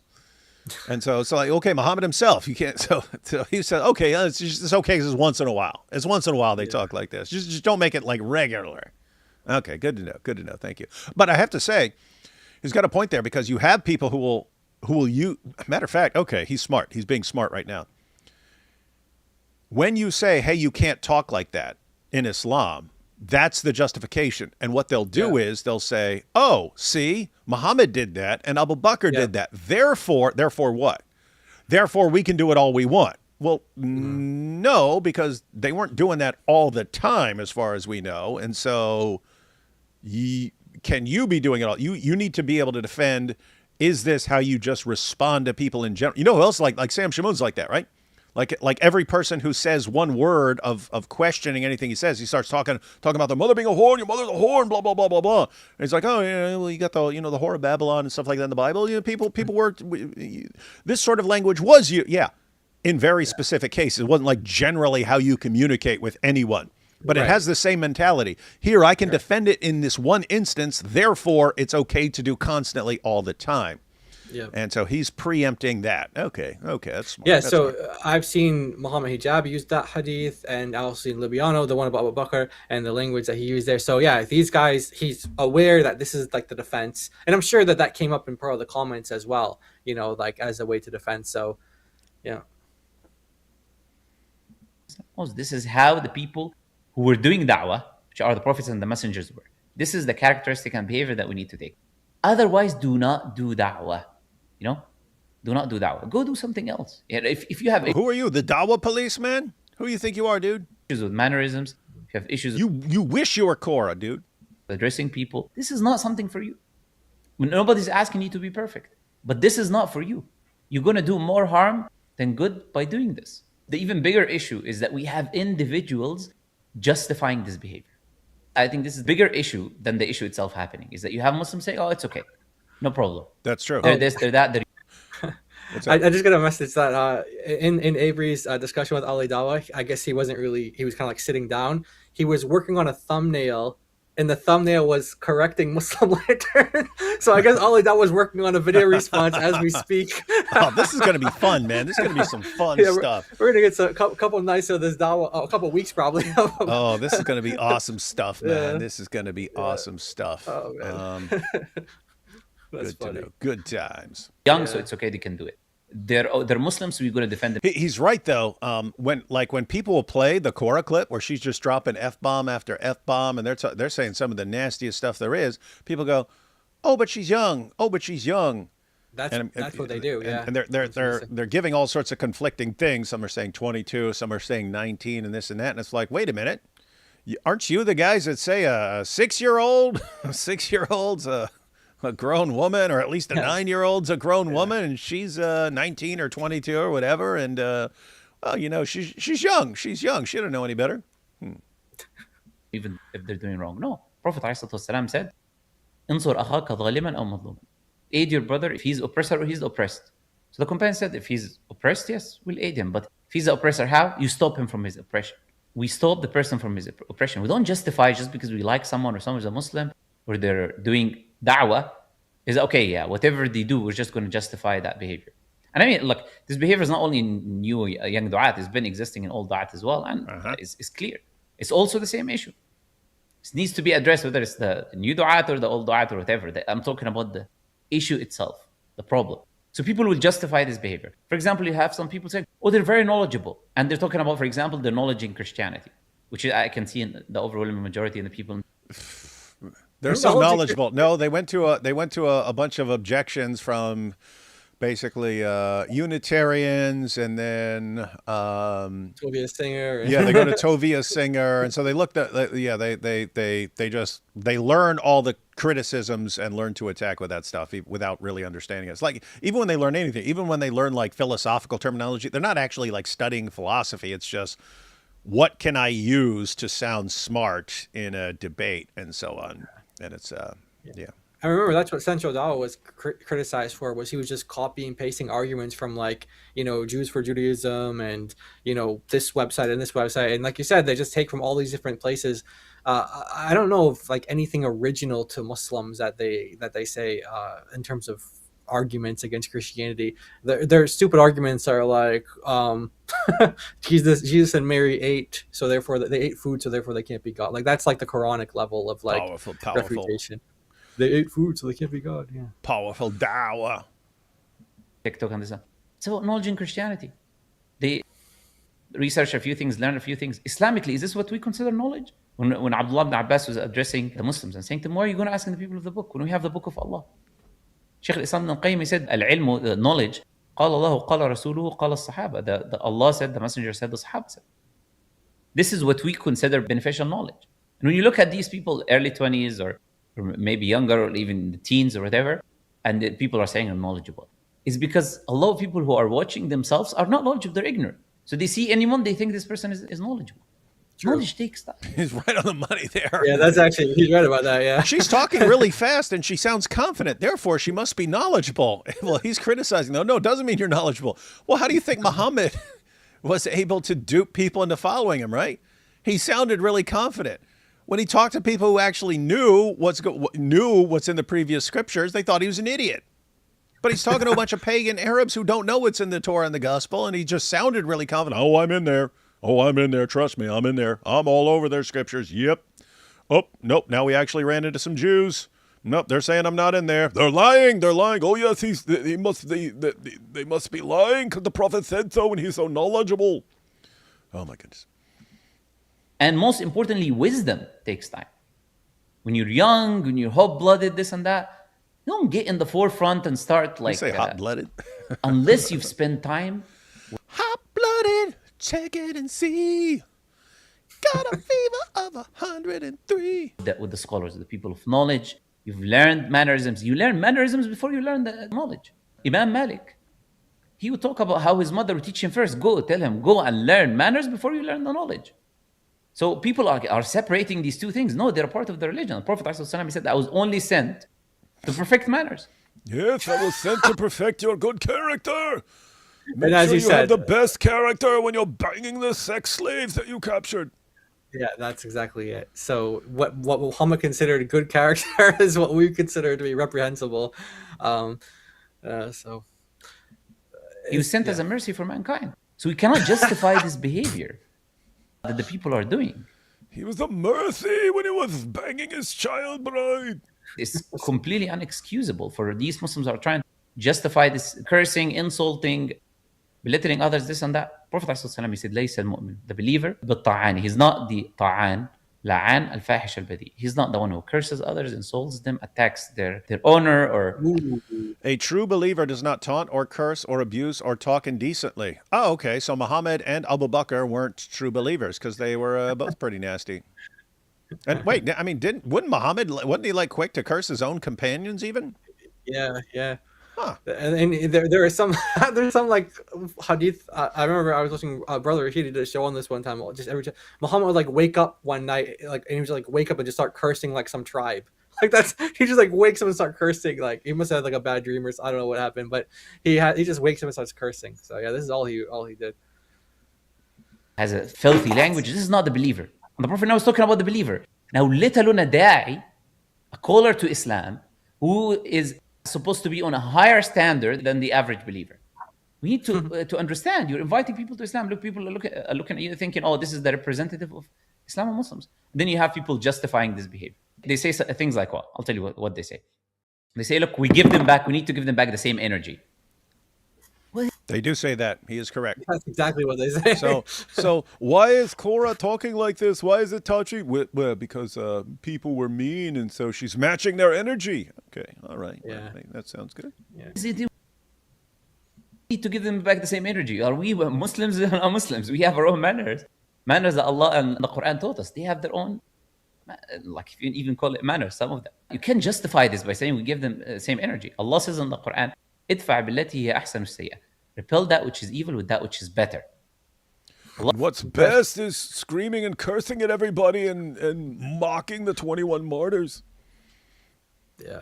Doesn't tell us to do the same thing. Now, people say, oh, they insult Allah and the Messenger. Oh yeah, they do insult Allah and the Messenger. What does Allah tell you to do when you engage with people who insult Allah and the Messenger? Kill them. Yeah. Depends on how powerful you are. Yeah. If you're very weak, that's one thing. If you're strong, then something else. This is now what people are pretending that they're avoiding. They're saying, oh, we give them the same energy. No, is that what Allah told you? No, Allah told us in the Quran in 2 verses. He says, if you hear those who are insulting, mocking Allah and the Messenger, whatever, do not sit with them. Do not sit with them. Leave their place. Allah tells us in 2 places. And in the other verse, He says, وَقَدْ نَزَّلَ عَلَيْكُمْ, He revealed to you. If you hear the verses of Allah, do not sit with them. Allah repeatedly is telling you. So don't tell me you give them back the same energy. Allah told you, don't be engaging with these people. Problem is, for purposes of gaining followers or whatever, you'd have a lot of these young Muslims go and, talk to the Islamophobes and whatever. So they go to them and they say, don't insult Allah and the Messenger. You're going to them. And That's true. That's a good point. Yeah, that's a hard one to get around Islamically. That's a hard one to get around. Yeah. So bringing Muslims come and watch you because you're a Muslim, so they go watch. It's like a football match. Who's going to score points? Oh, this person. And the debate ends. Nobody changes anything in most cases. Muslims follow the Muslims, Christians follow the Christians. In most cases, of course, there are some benefits that can come out in some debates if it's done the right way. This is not the discussion that we're having right now. But we're talking about the idea that you go to them yourself and then you complain that they insult Allah and the Messenger. And then you justify that and say, I'm going to insult them back because they're insulting Allah and the Messenger. That's not how it works. That's not what Allah told us in the Quran. So do not pick and choose verses. Allah told us in the Quran, do not insult the gods of those people who worship other than Allah because they would insult Allah. Huh, you hear that? Yeah. And by the way, guys, this is interesting. So this is in response to the polytheists of Mecca. After Muslims were insulting their gods and goddesses for years, they didn't want to insult back because they believed in Allah. And eventually, it depends on kind of it depends on which commentator you go to. But eventually they said, well, we'll insult Allah in return. We're sick of this. We'll insult Allah in return. You go to some of the commentators, they say, we don't think they were actually going to directly insult Allah. We're thinking they would just start insulting Muhammad and his revelations, and therefore kind of indirectly insult Allah, because they wouldn't have done that. They believed in Allah. And so, but the idea here is, hey, if they're going to insult your religion back, then stop with the insults. We've brought this up for years. Oh, yeah. And then you had when Muhammad Hijab and these other guys would defend it, they'd go with like, well, Abu Bakr said, go suck Allah's clitoris. So you can obviously, so they act like, okay, there's no Quran verse there. The Quran can't mean this when it says this, because Abu Bakr used harsh language. I don't think they understand how this would be reconciled. This is when the polytheists were more powerful than you. So you're insulting them, and you can't stop them from responding by insulting your religion. Well, what happens later? When does Abu Bakr say those words? Where it was one messenger surrounded by Muslims. This guy's not going to start insulting Muhammad and Islam in return, or start making fun of Allah or something like that. He's surrounded by Muslims. So then the rules suddenly change. In other words, if you are powerful enough that people can't respond to your insults with insults, then you can do it. Then it's fine. But if you're in a position where you can't, if you insult them, you can't stop them from responding with insults because you're not more powerful than them, then stop with the insults. Okay, what situation are we in the United States and on YouTube and on TikTok? Are we in a situation where Muslims can insult us, can insult other people, but no one's in a position to insult back? Or are we in a position where if you insult other people's beliefs and so on, everyone can just instantly insult Muhammad and the Quran and Allah back? Yeah.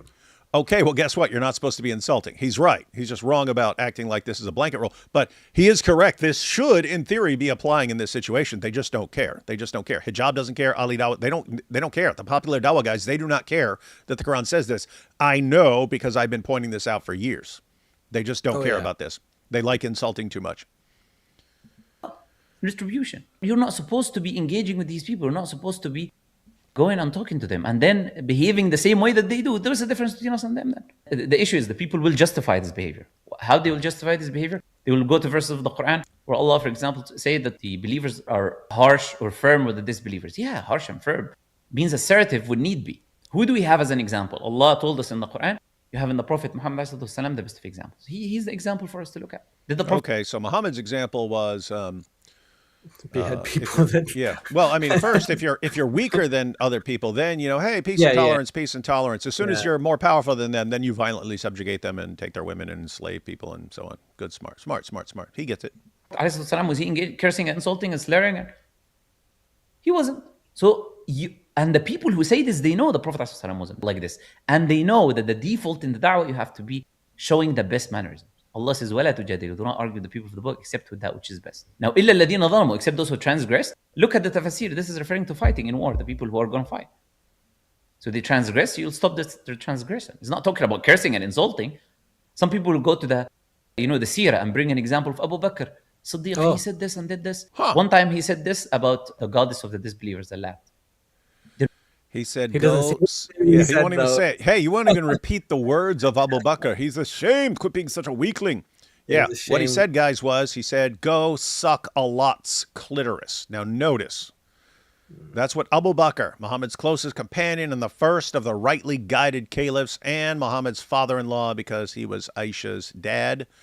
That's how he talked. This would be the same as me. If I walked up to Muslims and say, hey, you talking about Allah? Why don't you go give him a BJ if you love him so much? They'd be like, oh my God, that's the worst thing anyone's ever done. Oh, it's so great that we have manners that you guys don't have. Okay. You see how I would just be acting like Abu Bakr. Yeah. You see how he's ashamed of his religion, though? And that's why we bring these things out to the Muslims, because he is even too shy to say what his own religion says. Right? Like, so he knows that there's something wrong with it. Like, because why isn't he saying it? Why is he ashamed? So yeah. So this is Yeah, I would say this is probably one of the stronger points on the other side in terms. No, we're not into the woman in Dawah. We're just talking about insulting and stuff like that, like making insults and things like that. Not even male or female, just insulting in general. This is a strong point on the other side. You actually do have precedence for that. Now he's gonna say like this is like a one-off type of thing. It's like 90% of the time he doesn't do that, but I mean, still justification, right? I mean, so. Bring in an example where we're talking about in the midst of war between believers and disbelievers, and all the companions are being insulted and the prophet is being insulted in his life, that the believers are going to run away, and about a certain type of disbelievers, muharib, someone who's an enemy of Islam or fighting you in war, not an average disbeliever who can be a mu'ahad, someone you have a treaty with, or a dhimmi or whatever, or just a normal disbeliever. No, we're talking about in war, a muharib, who you're going to fight against, who are insulting Allah and the Messenger. And it's from Abu Bakr as-Siddiq, it's not from the Prophet. Allah didn't tell us to take Abu Bakr as-Siddiq as your example. He told us to take Prophet Muhammad as our example. Whoa! I mean, in the hadith, Muhammad said, follow his sunnah and the sunnah of the rightly guided caliphs. I don't think he ever actually said that. I think that was from someone later who wanted everyone to follow the sunnah of the rightly guided caliphs. It would have been weird for Muhammad to say that. But look at what he just did. He said, "Oh, it was in a context of war, and that guy insulted Muhammad and Islam. That dude was actually trying to end the war."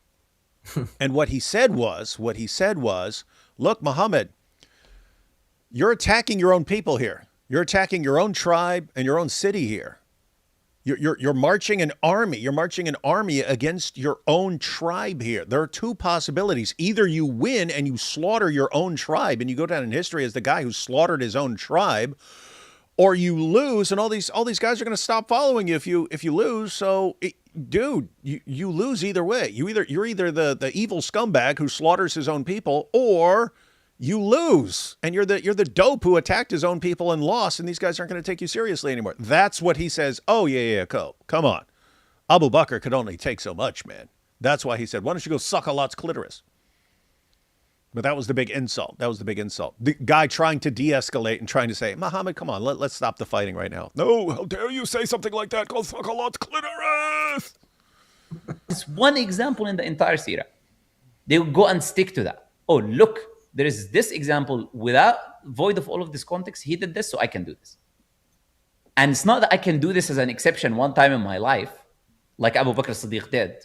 No, I'm going to do this every day, and I'm going to use a justification, one incident that happened with Abu Bakr as-Siddiq one time in his life. This is an actual fair point, right? If you take something that Abu Bakr said and you say, therefore he said it, therefore I can act like this all the time, that's a problem. That's silly. That's silly. But that is the response, right? That is Muhammad Hijab's justification for acting like an idiot constantly. Well, look what Abu Bakr said. Yeah, but like you said, that I don't know if he mentions this, the one that you mentioned, the hadith about Muhammad, where he says to go and do whatever they're supposed to do to their father. But he says don't use a euphemism, like go and use the foul language that he used. So that one, I wonder what he would say the excuse for that, because that seems to be like an ongoing command. Like if someone is boastful about their lineage, maybe you could derive a principle from that, like in terms of like, okay, these guys aren't boasting about their lineage, but they're like, maybe it's equal to something else that they're doing, so we're allowed to get away with it. Someone said, "Brother, we used to work together in the Pal Talk days. I've been trying to connect with you again. Remember al-Kitab?" Al-Kitab. I know al-Kitab, what that means, but I don't know if it's a nickname or something. No, they're saying that was their name back on, or they're talking about someone else and asking if you remember that person. I've been trying to okay, I'll look out for you in the comments, and maybe I'll see if we can reconnect somehow. Hey. Yeah. Hey, look what we have here from Thaddeus. What about bite your father's penis from Muhammad? Oh, well, thank you very much, Mr. Helper. We've only brought that up 9 times. Hey, you know what? He just got through a long stream where he probably heard a bunch of filthy language himself, so he's probably like, this might be a breath of fresh air for him, actually. the Dawah guys. The Dawah guys. Oh, yeah. Yeah, guys, Thaddeus was live talking about going through clips of Sam Shamoon for hours. So yeah, after hours of watching clips of Sam Shamoon, yeah, Cora will be a breath of fresh air. Ah, finally, very calm and respectful language. So it's a joke, honestly, and that's what I'm saying. It needs to be called out, and the people who justify this are a part of the problem. Okay, we all agree. A lot of these enemies of Islam curse and insult, and like they show the worst manners. All in sorts under. You guys know. I don't need to mention names to you. Some baldies, and you guys know who I'm talking about. Did he say we were baldies? just talking about. Yeah, we were just talking about that guy. That was great timing, man. That was great timing. Some baldies. But it's funny, he's talking about good manners and calling people baldies. These baldies. They have the filthiest of mouth. But that is their characteristic.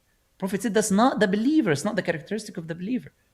You cannot behave like them and use it as an excuse. Of course, a lot of the Islamophobes, I made a post on Twitter, like addressing this and saying that this has been happening recently. And that's what we read earlier, guys. Islamophobes took this as an opportunity, right? Oh, look, he's right, this and that. Because obviously they have no real arguments against Islam.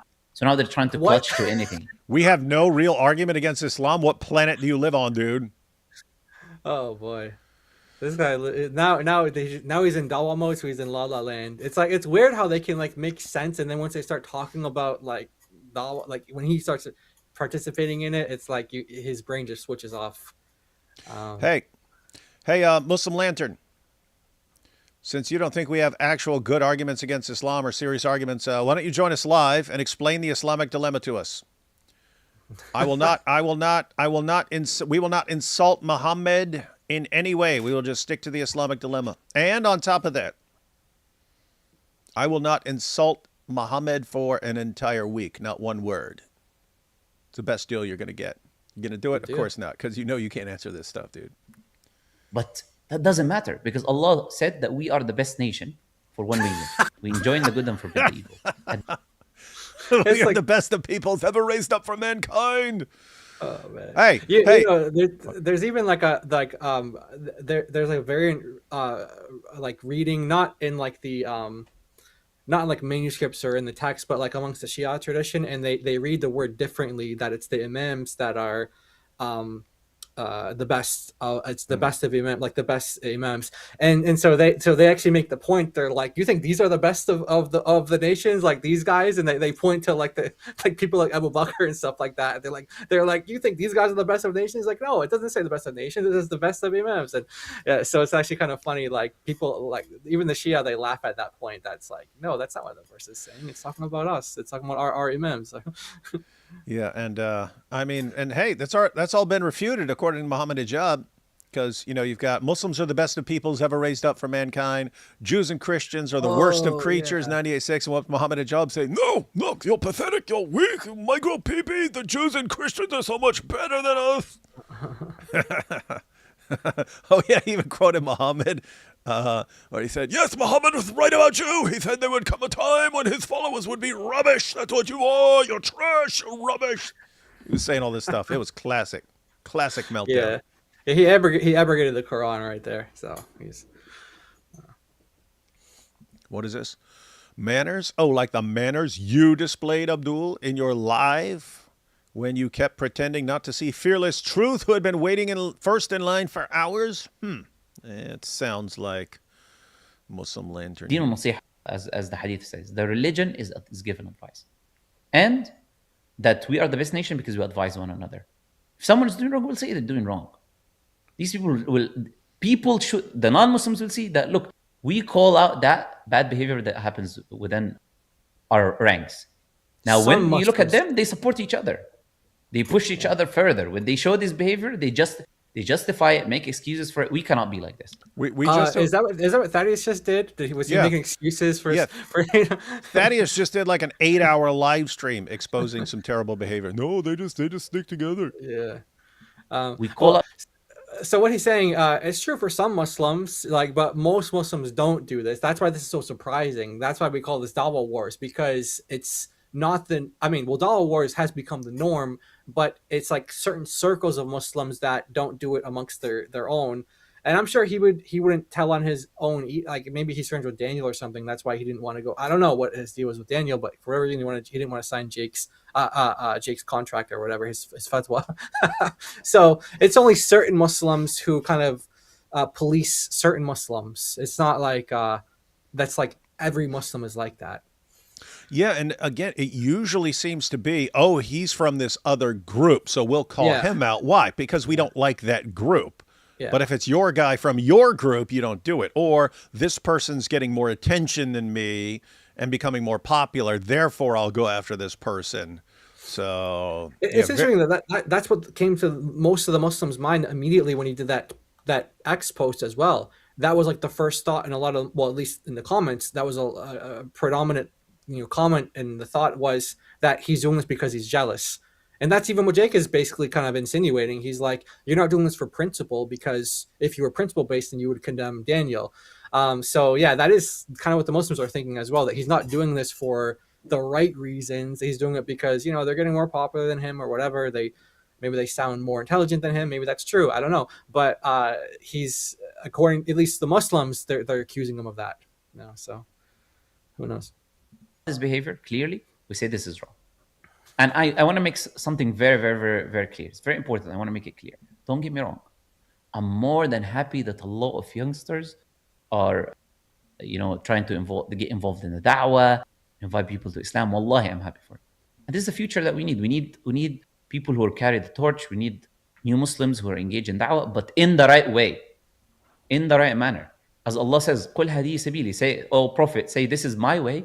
I call to Allah." The way of the messenger is the way we need to carry. This is the next generation. We need to advise them. When I started doing da'wah, I made a mistake here and there. The senior brothers would give me advice, and I would listen to them. It's important. Give a copyright strike to this person. No, give a copyright to this person. Yeah. So these young TikTok Dawah girls, who are they looking to for advice on these issues? Malik. Oh wow! Yeah. They're doomed just for that. I mean, that's too late. Yeah. Who are they supposed to go to? Muslim land? Oh, they're supposed to go to the Grand Mufti of Saudi Arabia. Not happening. Not happening. It's needed. It's very, very important. So what's the dangers of this trend? So just I can finalize this and get to the last point. What is the dangers of this trend? The first thing is that it is changing the perception of what da'wah is in the minds of the people. People now, they don't understand that da'wah means an invitation where you call to the way of your Lord in good mannerisms and good speech. The purpose is not to prove yourself right. The purpose is not to debunk the other and humiliate him and make him look like an idiot. It's to call to the people to Allah, not to ourselves being winners. It's too late, dude. The word has changed. Yeah, I don't think da'wah ever meant that. Nope. I don't think it ever meant that to anybody, know? It's like, it always meant... Yeah, like, I mean, maybe it didn't always mean debate, but it always had this, this negative connotation to it. Like we always say, dawah is deception. There's nothing honest about it. There's nothing. Yeah, dawah is lying about Islam, lying about Christianity, lying about everything, thumping your chest, running your mouth. That's what dawah is now. You can't fix that, dude. There's no going back. There's no going back. The word dawah has such a negative connotation now. You just, if you want whatever you think it's supposed to be, you need a new word. You just need a new word. Yeah, because this ain't. You need a new word. Yep. So changing the perception of what da'wah is supposed to be to a competition, like we are in the Coliseum, and this guy's winning on, let's cheer for that person. No. So that's the biggest danger that you can see. It's changing the perception of da'wah. And obviously also, the second thing is pushing people away from Islam. Some non-Muslims and ruining the image of our image, for how we should behave, that we need to present these superior morals, that we need to stick to our own morals. Did he say superior morals? Are you joking, dude? You, in theory, could have superior morals to other people, but not your religion? No. Yeah. Our religion teaches. And the last thing is that the issue is the influencing the other youth. Because some youth are doing it now, is influencing the other youth to do the exact same thing. Now that's what happened. Now that I've seen that happens a lot, especially on TikTok. That happens a lot. They see they see this is how this guy does it, so I'm going to do Yep. it the same way. I'm going to use the same language he uses. I'm going to use the same kind of dominance tactics and whatever, like, you know, the whole kind of thumping your chest and kind of making the person feel like an idiot, and like, you know, you humiliate them. I've seen that amongst the young Muslims, and yeah, that's he's right about that. That they do you know, they are influenced in that way, very easily influenced in that way. Yeah, and dude, you already lost this one, man. You already lost this one. I mean, imagine you're like a 15-year-old Muslim girl on TikTok, and you're interested in Dawah. You see what works. You see what gets you see what gets you a following. You see what gets attention. What are you going to do? Something that'll get you 4 followers, or something that'll get you 40,000? So he sees it. He sees it. There's just nothing he can do about it. Muslim Lantern sees it. He sees the problem. All these other guys that we watched earlier complaining about the issue, they see the problem. There's nothing any of them can do about it except make a video and complain, which does not stop them at all, not even slightly, because they just say, you're jealous. You're jealous. That's why you're complaining. You're jealous. You want all the attention for yourself. And when Korah's the one on the front lines taking on everyone, Hitachi is on the front lines taking on you. No one's listening to you anymore. Too late. Go on these platforms and TikTok and this and that, and then go and they start cursing and insulting and this and that. I saw this person do it. Oh, if he's doing it, this person, he has a YouTube channel, then I must be able to do it too. It must be okay. So this trend needs to stop. It's a dangerous trend that needs to. Dangerous trend. It needs to stop. Need's got nothing to do with it here, sport. Need is not helping you. You're right. It would be very, very, very beneficial for Islam to stop it. It's not going to stop at all. At all. Yeah. It's only going to accelerate. And there is nothing you or your video or the Grand Mufti himself can do about it. This is TikTok time. This is TikTok. Time to rock. We call that needs to be stopped. What do we need to do as Muslims? We need to call this out. Warn the people. If the people persist in their behavior, then we need to boycott them. We need to show clearly as Muslims, this is not in line with the teachings of Islam. Is he saying boycott Korah and hijab and all these people? So that's the call to action right there. That's what he wants to happen. Boycott. Dawah wars. Dawah wars. Oh. Now, he does have a pretty significant audience. And so this will be interesting to see how this actually plays out. Because then there's a question of overlap, right? Like, who's watching him that watches them? And then which side are they going to take, right? That's the question. I feel like we're doing like the commentary for like a football game or something like that. We're like, but seriously, I'm actually curious because he does have some pull in the Dawah world. And just look, because again, I've only seen a couple of clips of him over the years, but no, he has 633,000 subscribers on YouTube, so that's a big channel. And it might be kind of like an illusional, like an illusion in a way, because he did say like he deletes comments and stuff like that if they do something he doesn't like. So maybe it looks like a bunch of people agree with him when he's like only like making like, you know, that could be the case too. I don't know, but I know he does have pull in the Dawah world, so it isn't. I'm curious how this is going to play out. It's not enough because it's basically him versus. It would be basically him versus everyone who's popular in Dawah on YouTube and TikTok. Because they all run like this. Well, he would need his committee to get together. Now, this would be interesting if Uthman gets involved. Then there might be some kind of, that's his best bet to get Uthman involved, because they are in the same global Dawah committee where they're following that old guy who copyright strikes people just like how he does. Maybe that's where he got it from. He got it from him. But so if he gets Uthman together, maybe they would get enough of the youth to start boycotting. Uthman's too close to what he's condemning in all of this, though. Uthman is. I'm thinking of the next part. The next part, which is about the woman in Dawah specifically. Okay. Yeah. No. They'll be on the same page there. As far as the manners, Sheikh Uthman not exactly known for his manners. There, you're talking about the guy who faked a hate crime against himself. Look, they got me with the fake blood. Look at me. You'll never stop my powerful Dawah. And then his buddy sent his wife to him for marital counseling, and Sheikh Uthman banged her and then took her for himself. even though she was Yeah. married to both of them at the same time. Just takes whatever he wants. And then, of course, Sheikh Uthman is one of his other wives had to get a restraining order against him for choking her and smashing a bowl over her head and putting a gun to her head and doing all this stuff.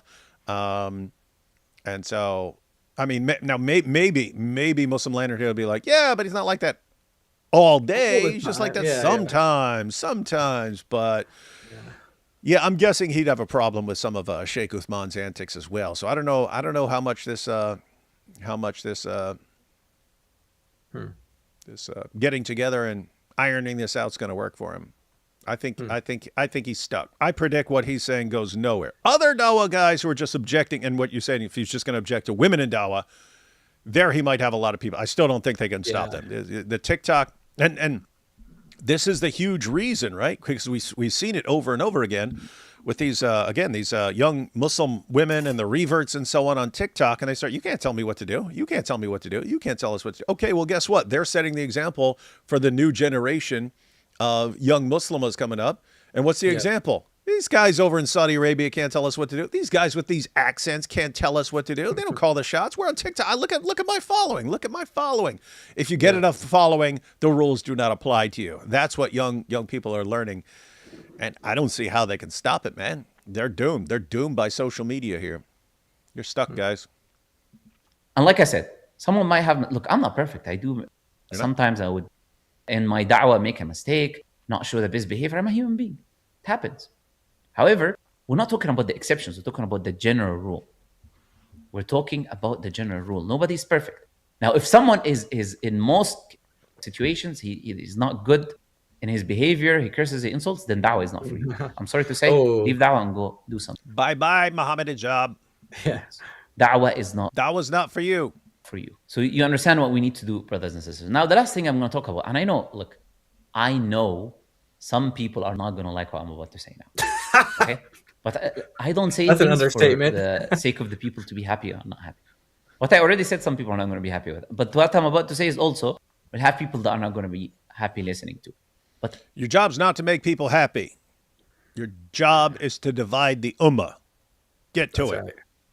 I am not saying it for your sake. I'm saying it for the sake of Allah. And I will have people saying, I heard the scholar say it's okay. I heard that scholar say it's okay. What is the ruling behind women engaging in da'wah to begin with? Now, we're talking about engaging in da'wah. I do not mean sisters doing da'wah to other sisters. I do not mean sisters on WhatsApp group or sisters in Telegram. We need all of that, mashallah. Or sisters writing books that we can all benefit from. We're doing research. All of that is great, alhamdulillah. I am the biggest proponent of that.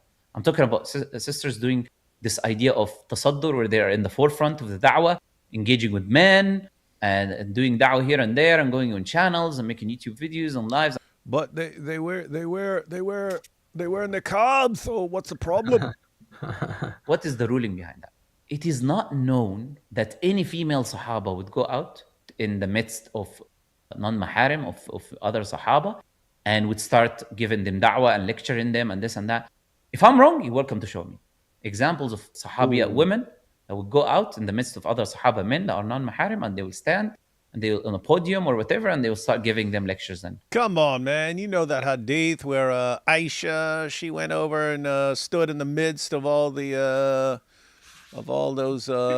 those pagans and said, "Yeah, you guys got baked. Yeah, what's up? Yeah, baked. Yeah, f you. Yeah, what? Ha ha ha." Come on, you know that happened. Yeah, man. It's very authentic, very strong. Reminders and this and that. Now, some people will say what they will say here, but Aisha radiallahu anha, she was asked. Sahaba would come and ask Aisha radiallahu anha. They'll say this day and night. And when we go to them, which I'm going to do, show you the verses in the Quran that addresses the wives of the Prophet, they'll say, oh, this is just for the wives of the Prophet. But when it comes to this issue, Aisha radiallahu anha being asked, they'll say, oh, no, look, do we have this example? Okay, Aisha radiallahu anha was... Oh, okay, so he's going to point out that there's a inconsistency in their appeal to Aisha. So there are some verses in the Quran that say, for example, of Muhammad's wife, like, you stay in the house, basically, just stay in the house. And so they're going to say, oh, that's just for his wives. But then Aisha, when she went out and she talked to like the male companions and stuff like that, oh, that's my example there. But he's like, so why isn't your example over here? Like, why is it only over? So I think, okay, so he's like kind of preempting some responses here, or he's seen some and he's kind of going to show some inconsistencies. All right, interesting. The mother of the believers, or the other wives, they were the mother of the believers. So it's like your own mother. And they will call her our mother when they would talk to her. And who were those people going asking? Well, the Sahaba, Our 6-year-old the purest hearts and the best of behaviors. I'm not talking about non-Muslims or random Joe Schmo, whatever. They were the best of Sahaba. And they would go ask the wives of the Prophet, who were their believers, who nobody could marry after the Prophet ﷺ. And we understand their status. And because they know many things in the household of the Prophet Muhammad ﷺ that other people didn't know. So they would go and ask Aisha radiallahu anha. Now, we're saying, look, Aisha radiallahu anha, she was their mother.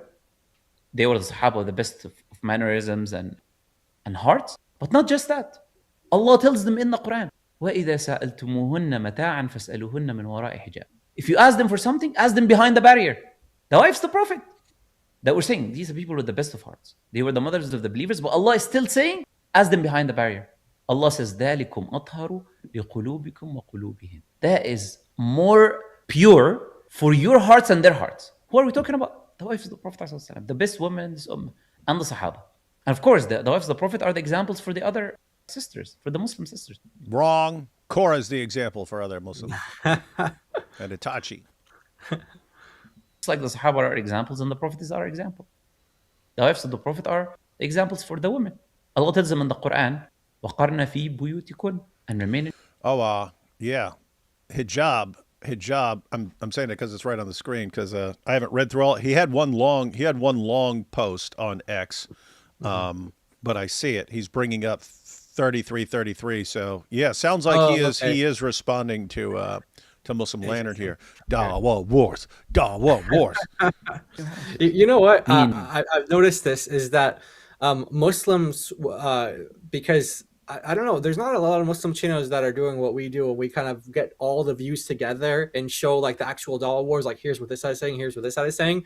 I've noticed that Muslims are they're very attracted to these streams, and they actually they catch up on like what this guy is saying and what this guy is saying based on these streams. So there's probably going to be lots of Muslims that are here, and they're going to be like educated on what this side is saying, what this side is saying. Because I've just noticed that that's a pattern that I've seen. I'm not saying they're in the chat or they're going to be, communicating with us, but I sometimes afterwards you see in the comment section or whatever. So yeah, it's something I see a lot happening, like when we do Dawah wars. Yeah. Most cases, if you need something to go out, if there's a need, this is what Allah Azza wa Jal commanded the wives of the Prophet. Da'wah is a job for men to do. Now, some people are going to hear this and they're like, no, like there are some, because the da'wah is a job of the messengers. Someone will be like, oh, but there are some scholars like Qurtubi or Ibn Hazm or this or that said that female can be a prophetess. People will go to any irregular opinion to justify what they're doing, essentially. Now, that is a regular opinion, and it's clearly, if you look at the evidences in the Quran and Sunnah, you would realize that this opinion has no bearing and is clearly contradicting. Why? First, Allah says in the Quran, وَمَا أَرْسَلْنَا قَبْلَكَ إِلَّا رِجَالًا نُوحِي إِلَيْهِ. وَمَا, we did not send before you, إِلَّا, except. So we didn't, so we have negation. An exception, it means exclusivity in the Arabic language. Except men. We did not send before you except men, we revealed to them. So first, Allah says that clearly in the Quran. Okay? Allah says this verse clearly in the Quran. But is that it? No, there's many other evidences. For example, I'm not going to go too long, but another example, Prophet ﷺ, he said that many of the men have reached perfection, meaning in mannerisms and good deeds and behaviors and whatever, referring to many prophets, of course, because there were so many prophets, hundreds of thousands. And only 4 women reached their perfection. And then the Prophet, of course, talked about Maryam, alayhi salam, and he talked about Asiya, the wife of Fir'aun, and he talked about Aisha. Were they prophetesses? But the Prophet said only 4. 4 ever. 4. Said. So he would have named a female prophet there, is what he's.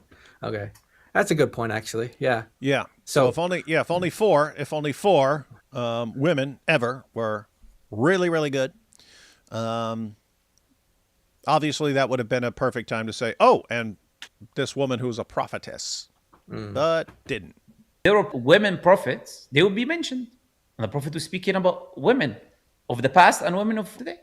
You see, when you look at the evidence, you realize that these like irregular opinions doesn't work with the evidence. Even just use common sense. Imagine a woman being a prophetess. The prophets of God, they were killed attacked, tortured, persecuted at times, right? Now imagine a woman. What is the first thought that comes to your mind now? What do you think that disbelievers will do to this prophetess? I don't. Did you just hear what he said? Hey, imagine you capture a female prophetess in battle. What's the first thing you think of that would happen to her? I still don't like. I'm like thinking. I was like thinking like, is he thinking about this? Is he thinking about this? Is he thinking about this? Like what? Because it's not like clear to me what exactly. Like is he talking about like tormenting her? But I'm like, you can do that to a man. He's talking about nope. You can't have a female prophetess because someone would if someone conquered them, they would grape her. That's exactly that's the conclusion I came to as well. That's the only thing you could be talking about. That's his first thought about what you do to someone that you disagreed with, right? You say, she's a false prophet. Let's grab her. What are we going to do to her? Oh, look, he says it. He says it. This is the first thought that enters his mind. Watch. The prophets of God, they were killed, attacked, tortured, persecuted at times, right? Now imagine a woman. What is the first thought that comes to your mind now? What do you think that the first thought that comes to your mind, my Muslim followers, about what you do if you captured someone who have the best manners? Mm-hmm. Since you have the best manners, you know exactly what you do to a woman. This prophetess. I don't need to get into you understand how common sense it is even. Why did Allah Azza wa Jalla reveal the hijab? The hijab is a barrier. Wait. So okay, so he's saying that. So the logic there is that a prophet, he's not going to send a prophet who can get raped. That's kind of his logic. Yep. So, okay. I don't know. Has he responded to the?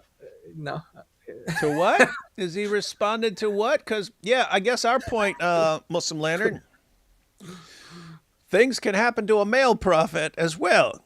Yes. In fact, to your prophet. Yeah. Your namesake. His name is Muhammad Ali. Your prophet got zooted out in the desert, man. Yeah. So don't tell it. Oh no, Allah would only send a male prophet because we know what would happen to a female prophet if she got surrounded by the men of al-Zut. You know what they did to your prophet, man? They zooted him. Huh. Yeah. So point is, it can happen to a man too. And it did, according to your sources. It did. Barrier that the woman makes between her and the other person. Now, the danger is when you have a niqabi woman and hijabi woman coming and saying, we're going to give da'wah. It gives wrong perception. They're more dangerous than a woman that is not covered, because a woman is not covered, you know that she's doing wrong. You will know, okay, like she's doing wrong. She's coming out in a way which is not the proper way, which a Muslim woman should be, and she's coming out. So people would know. Did you catch that guy? So he's talking like Lily J or something like that, or some of the ones who aren't even wearing a hijab on like TikTok. He's saying, the niqabi, so someone like Korah or Atat, they're more dangerous because they won't be as obviously wrong as someone who doesn't even wear a hijab. So she says, you see a Lily J not even wearing a hijab. Any serious Muslim's going to be like, we're not listening to you. You don't represent us. You don't even dress appropriately. Whereas Korah comes along. You see, she's a niqabi. See, she takes Islam really, really seriously. And she's awesome in manners. And therefore, we can follow her example. Good point, man. Good point. What was funny about that was Lily J did like a test one day where she like covered herself wearing the hijab. And then she was like, hold on a second. I'm getting all these comments from Muslims saying how beautiful I am in the hijab. I thought the whole purpose of this was so that you don't. So she kind of did like did the reverse Uno card on them. Yeah, and she's like, so it doesn't matter if I wear it or not because you're just gonna comment. That's all you're gonna comment on. Yep. You guys catch that? Because that was actually a pretty sick burn. So. Yeah. She did a little test. She wore a hijab one day because she doesn't normally, but she puts on a hijab and it was like, oh, you're so beautiful in a hijab. Oh, you wear it all the time, so you're so beautiful. And she's like, I thought the point of wearing a hijab was so you guys don't talk about my looks all the time, huh? Yeah. But now you talk about it. Now you do talk about it. So it doesn't matter what I do. So in other words, this thing around my head is meaningless because you're still going to comment on my looks no matter what I do. Therefore, I'll just go around in my yoga pants. Yeah. Because you're going to talk no matter what I do. And therefore, might as well get all you guys watching in my yoga pants. Nobody will be confused. But when a niqabi or hijab, people can be confused. it gives the wrong perception, and other women that are practicing Islam or following the religion, they may start thinking, oh, that's okay, I should do this too. It can be more dangerous. The purpose behind the hijab is to make a barrier between you and the opposite gender. It is not for the woman to go and start engaging with men and doing da'wah to non-mahram men and this and that. It's not a necessity when we have a men fulfilling this role. Da'wah is a fard kifaya.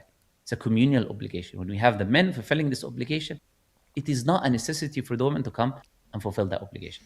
And some people will say a few things here. I'm going to talk about it. Like some will be like, oh, but non-Muslims, they see our women. I'm going to talk about this, right?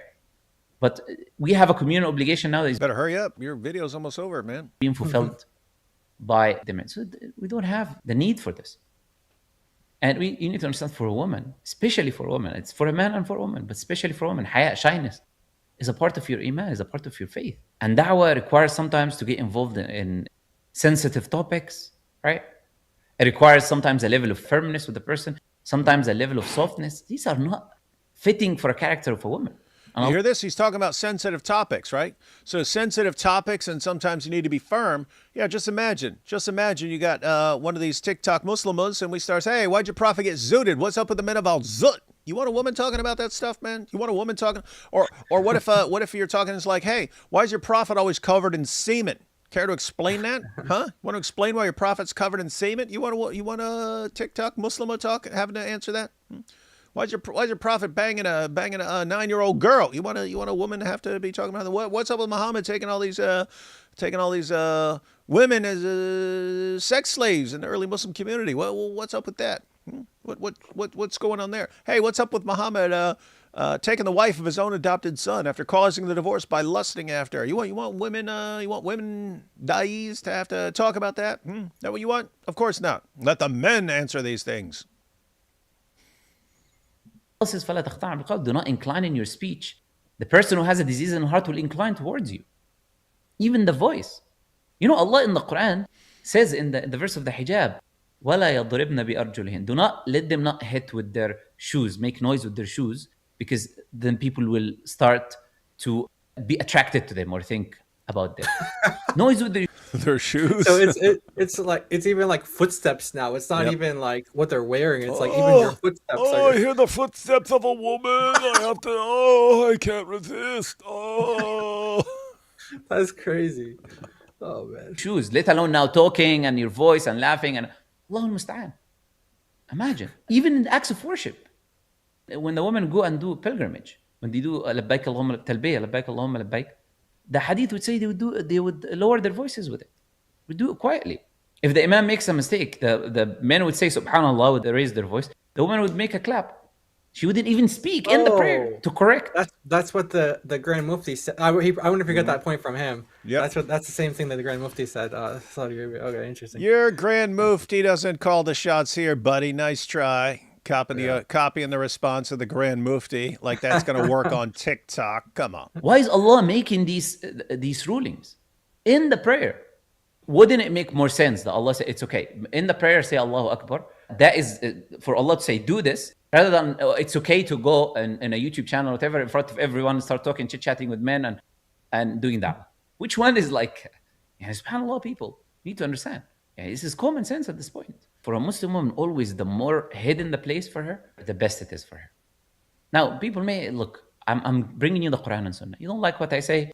I'm not saying it for your liking. I'm saying it for the sake of Allah.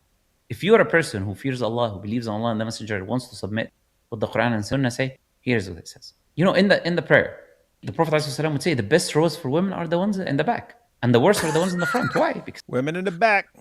Wow. Women in the back. Man. Know your role and shut your mouth. The woman is shown more. Prophet ﷺ said, the salatul mar'ati fi baytiha, that the prayer of a woman in her house or in her home is better than her prayer in her courtyard. Because it's more hidden. And her prayer in a chamber is better than her prayer in her home. Like the more hidden, the better it is. You're defeating the purpose of the hijab. When you're going out, you're speaking to other people, hear your voice, see your face, this, or see your body or this and that.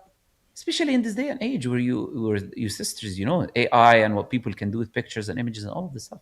And this is the last thing. Now you got to worry about what people are going to do with AI? Yeah, wow. Huh. It's like people will say, oh, but there is benefits behind this.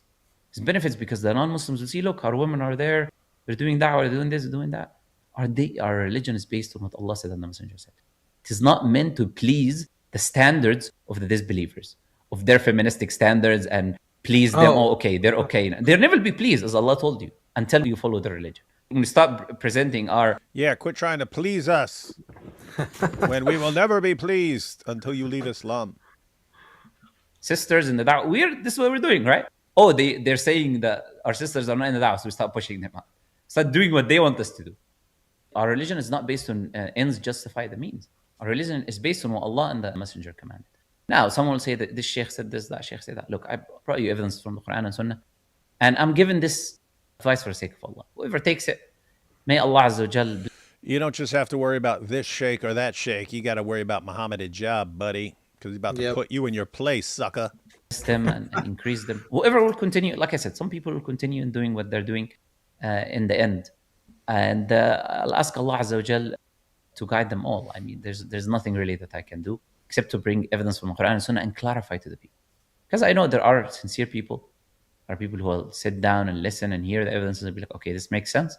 There's people who will follow what they want to follow in the end. The purpose, like I said, is to give the message. It's not a purpose to convince anyone.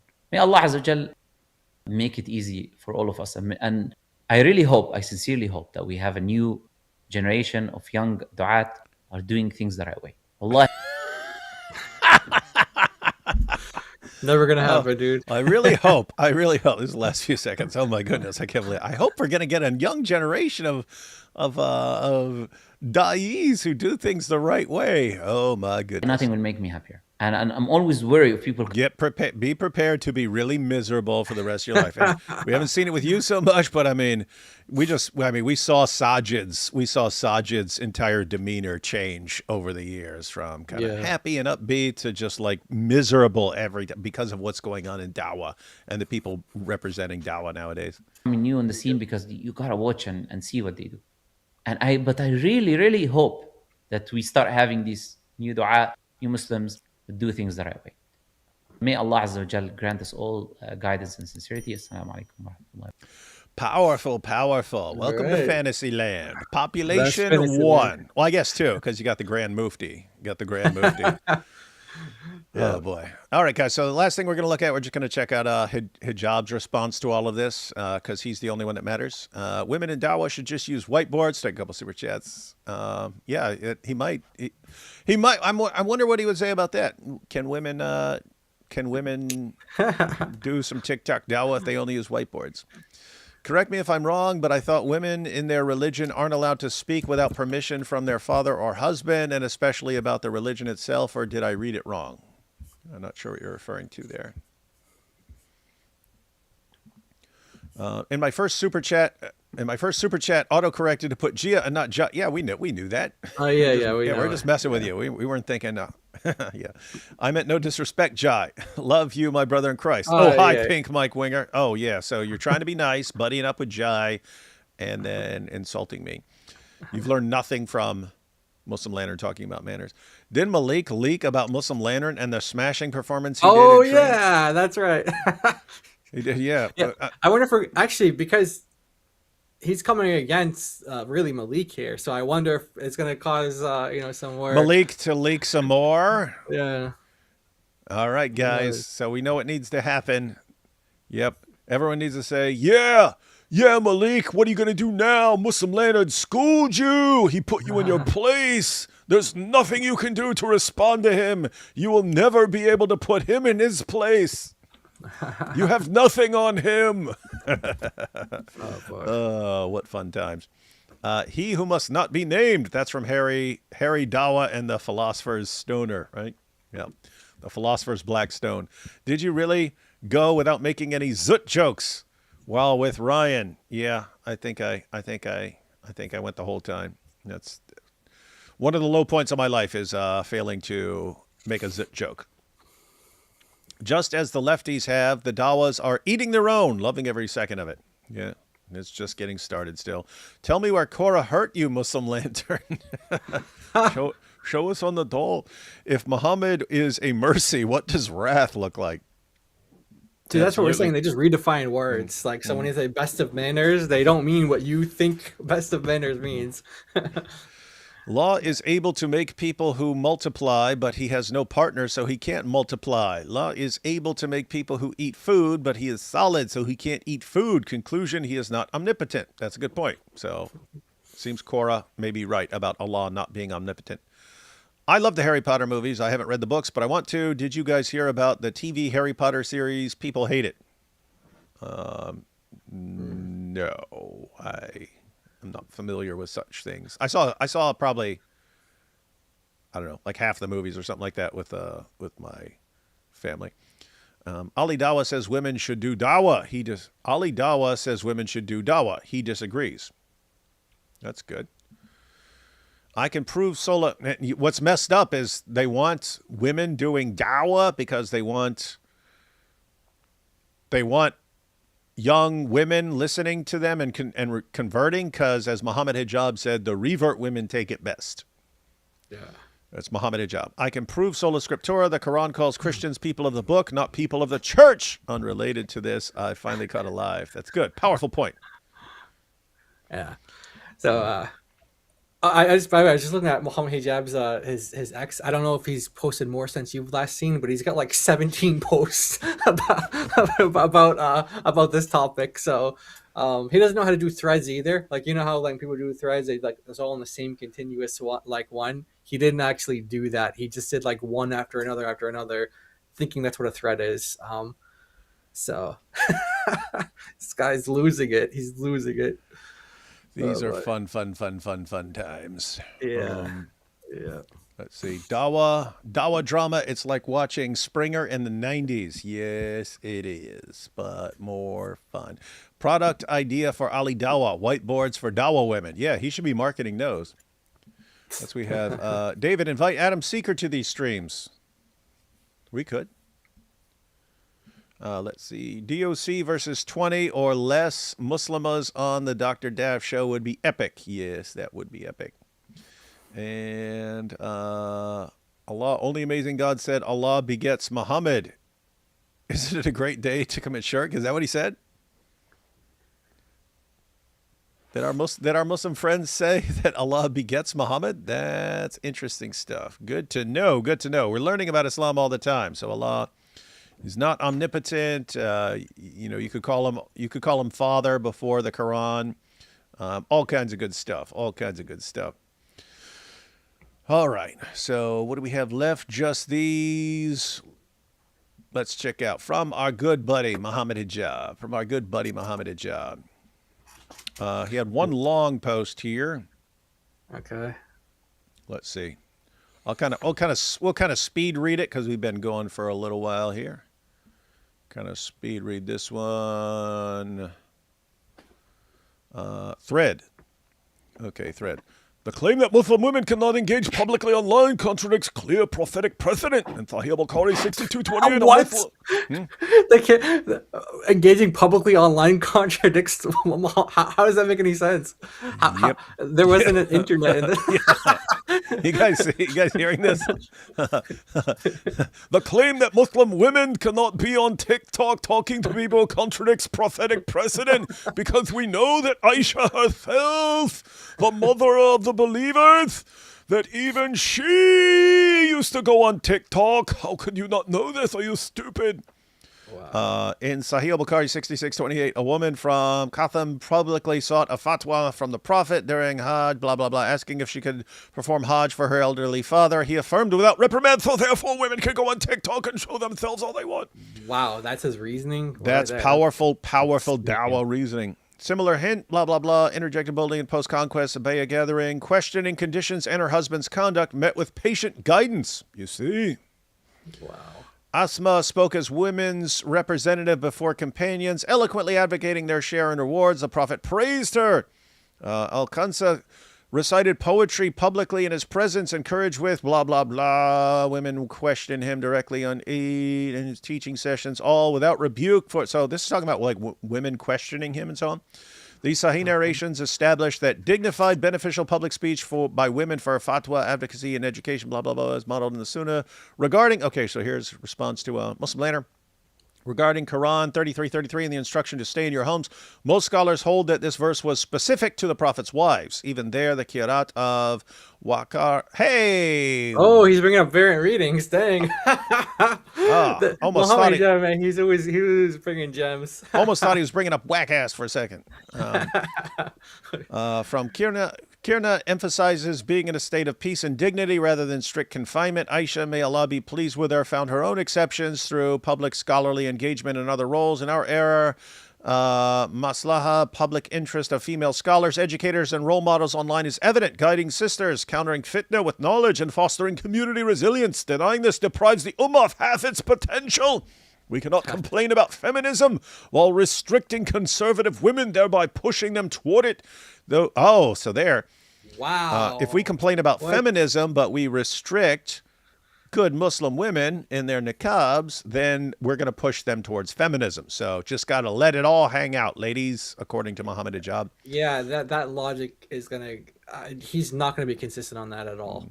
That's crazy. Wow. Those issuing blanket prohibitions on women online must reflect many lack formal ijaza or scholarly depth, and personal motivation such as competitiveness, cultural rigidity, or jealousy often eclipse textual balance. True fiqh prioritizes appropriate speech over erasure. Let prophetic sunnah guide us over unqualified opinions.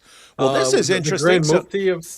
yeah, so we got the Grand Mufti, and then you've got Muslim Lantern, and he's quoting passage of the Quran after passage of the Quran. He's quoting the Hadith, and he's coming to the conclusion these women can't be giving dawah unless it's just a woman and it's in private, but definitely not what they're doing. Hijab, reading the same sources, concludes, nope, they absolutely can do this. And he is now Korah's biggest fanboy, apparently. Let's just see how they're responding. If that's true, then push your wife or daughters to give dawah and engage with non-mahram and non-Muslim men. Good point. You are using secondary human traditions to solve a problem the Quran never created. You don't need scholarly exceptions for women to speak. The Quran already explicitly vindicated a woman's right to publicly argue with the Prophet. Hey, that's good to know. Huh. There you have it right there. This woman, she argued with Muhammad. That means TikTok dawah. TikTok dawah. A-OK. I think what Muslim Lantern was saying was that Aisha was engaging with the Sahaba while modern-day female da'i engage with non-Muslim men who most don't come with an honest approach and are there to argue and debate. Yeah, it's definitely a different situation. Yeah, that is what he was saying. Even though I agree with your position, those are weak arguments, and you're a smart man, brother Muhammad Hijab. How is talking to the Prophet and asking for fatwa compared to debating and talking to strangers online? Yeah, so this is kind of weak. Oh, look, these women talk to Muhammad. They talk to their Prophet. So you see, all these TikTok dawah girls can be arguing with men online all day. Yep. All right. So,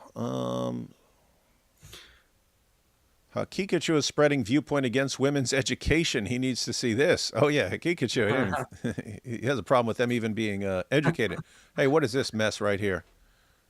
Hold up. What is this? We already know what side Issa's going to be on. Issa's going to be on the Muhammad Hijab side, because Muhammad Hijab is the new feminist of dawah. So we've got Muhammad Hijab, the feminist now, ladies and gentlemen. Yep. Yeah, he's a legend. Hey, Issa, how many times did you wake up today and think, hey, you know what's weird? I'm gonna be on Muhammad Hijab's side today. Yeah, wild. Yeah, Hijab saying, yes, women can do whatever they want. There are no rules. They can do whatever they want. How dare you stop them? You're just jealous. You're a weakling. And here comes Issa. Wow. Good point, Muhammad Hijab. Yeah, that is wild. You know, a clock can be right twice a day. A broken clock can be right. I never thought I'd see Issa agreeing with Muhammad Hijab. Hey, let me see if I can find this picture someone just sent. Oh, where did it go? Where'd the picture go? Did it go into downloads? Hang on. Dun, dun, dun, dun, dun. Where'd it go, man? Oh, here it is. Check this out. Look at this. Look, that's what happened. Guys, that's what we heard about earlier. So apparently, apparently, apparently, God Logic, haven't seen it yet, but apparently God Logic rolled up on Ali Dawah, and Ali Dawah is working on his powerful thumbnail because he saw drama, and they know Ali Dawah loves some drama. Man, talk about priorities, right? Like God Logic rolls up. He goes to the UK once a year, and Ali Dawah loves that because he gets to promote his plastic, mat and stuff like that. Yep. But his Made in priority China, is made in China. Yeah, exactly right. Yeah, I wonder what Muslim Lynn would have to say about that. But he's like, this is his priority. He's like, no, I gotta get this video out because I'm gonna destroy Muslim Lantern. Versus like, well, I don't know. Maybe he did have a debate with God Logic first. Maybe he did, but priorities, man, priorities. Yeah, it's kind of funny though, isn't it? Look. Hey, Ali Dawah, I hope you fix this before you post your video. But you even got a typo, man. It should be can women give dawah, not can woman give dawah, right? Women. You got that, Ali Dawah? Trying to help you, man. Trying to help you not sound like a complete dope. Hey, how you doing, Issa? I'm doing great, thank you. All right. Well, you know who's not doing great? Mohammed Hijab. He's got all his followers against him. Even when they agree with him, they think he's stupid. They're like, we agree with you, but you're using really dumb reasoning. Yeah, that was funny. Hey, you're right, but man, your arguments suck. That's what they just said. All right, we have a couple more posts from Mohammed Hijab. Let's see. Question for Neo-Salafis. Considering the Hayat Kibar al-Ulama Council of Senior... Wait a minute now. I remember that Sneeko had these guys all in a podcast when it was Muhammad Hijab was there and Muslim Lantern was there and Ali Dawah was there. And Muslim Lantern, I do remember actually seeing him more than once now. Yeah, that's right. I remember this now. He actually was correcting Muhammad Hijab on a number of facts. He was like, no, it's this scholar. No, it's this scholar. No, it's the... So he's trying to make it sound like this guy is uneducated in Islam and he's like a neo-Salafi and, Muhammad Hijab knows way more than him. I got to go back to those clips now because that guy was like schooling Muhammad Hijab on just like, it seems to be just more like facts, like factual points. Shameful. Okay, so Hijab is asking the neo-Salafis here, and he's simply pointing out that, hey, if you go back a decade, all these scholars were saying that women, that it's haram for women to drive. It's haram. Women can't drive. All of a sudden, after 2017, they changed their position and said women can drive. And he says, do you think they shifted because they suddenly believed it was the truth via new ijtihad or primarily for political reasons? So I guess he's saying, hey, if a council of Muslim scholars say women can't do da'wah, well, these guys changed their opinions on what women can do. So why would you even take them seriously? This is Mohammed Hijab saying, don't take a council of senior Muslim scholars seriously because they're just going to change their positions when it's politically convenient. Oh, good to know. So I guess we also shouldn't take the Grand Mufti of Saudi Arabia seriously. He's just going to change. And what's that got to do with you? These matters are way above you. Have same shame and know your limits, oh pretender to knowledge. Focus on following the guidance of the companions and abandon the way of the innovators. Ooh, Hijab's following the way of the innovators. Asks who? Jam Ibn Safwan fanboy who was dancing with females. Yeah, so Muhammad Hijab was he was somewhere in Africa and he was dancing. Yeah, he was dancing. Oh with yeah, women. he was shaking it. Yeah. He was shaking it. Yeah. Oh yeah, and they were yelling, shake, shake, shake, shake, shake, shake, shake, shake, shake, shake, shake your booty. I answered a similar accusation back in 2017. It was strictly for political reasons, but Allah knows best. He's following that fat Shia Daniels footsteps. Mohammed Hijab's following the fat Shia Daniels footsteps. You sound like a liberal little girl who doesn't want to wear the hijab and accuses the scholars of misogyny. Wow. That's what happens when you follow Albani. You get confused. Why are you cavemen so scared of women having equal rights? So you're asking us about their motives like we know what's in their hearts? Wow. Neo-Salafis don't think that deeply. They will just accuse you of shirk and run away. Oh, these are Dawah wars, guys. Man. Most ulama are abetting evildoers, and you even have them treating Netanyahu and Trump as partners? Well, this is a rare win for you, love. Same goes for female FGM. It became haram only recently. Wow. Wow.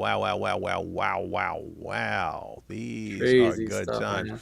All right, we got, I think, one or two more posts from Hijab. Let's see how he's doing over here. Let's see. He's trying to create maximum fitna. Maximum fitna. That should be his nickname. Muhammad Maximum Fitna Hijab. All right, what do we have here? We should acknowledge the psychological reality. Many men opposing conservative Muslim female figures. No, I think these guys like their figures. Female figures aren't driven purely by jurisprudential conviction, but by discomfort that many women perform the role more effectively than us. He's saying they're jealous. Wow. He's saying Muslim Lantern and these other guys are just jealous that the women are doing it more effectively than the men. If we were medieval warriors, we wouldn't care, but many derive their self-concept from public engagement. We don't see Christians behaving this way with Candace Owens, and this insecurity is part of our failure. He's back to his, you little weaklings, you make me sick, I make me sick, we all make us all sick, and now we need the women to go out and do it for us because we're all so sick. Whoa. You know, there's an interesting argument that they said the counter argument is about innovation. But these people are innovators, and all of us know this because going back to the Islamic dilemma, they believe that the Bible is corrupt. I'm sorry, we have to kind of a slight shift, but they believe that the Bible is corrupt, so they don't believe what the scholars say. They don't actually believe what the scholars say. They only believe the scholars when they say what they want them to say. So I think that this is a very bizarre situation. They're like, oh, we like misogyny. We want women to be put down because we're going to take scholars that say that.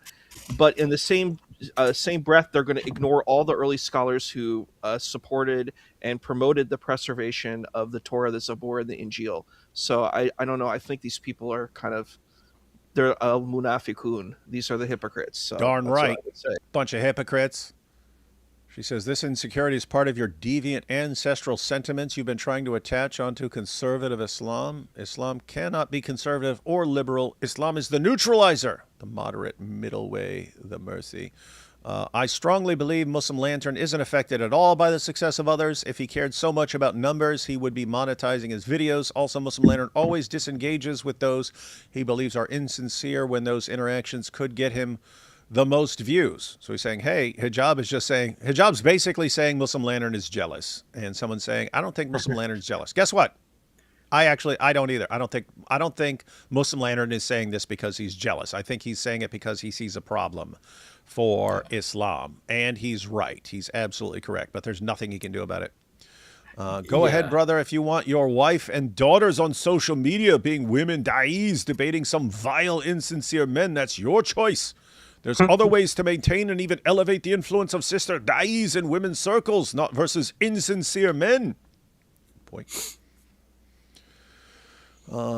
Because women use their ideas to defend men and children. Islam as a word will be a future adjective describing an embarrassing failure. That's my prophetic call, more probable than anything Muhammad said. Brother, there are some sensitive topics that women should not discuss publicly.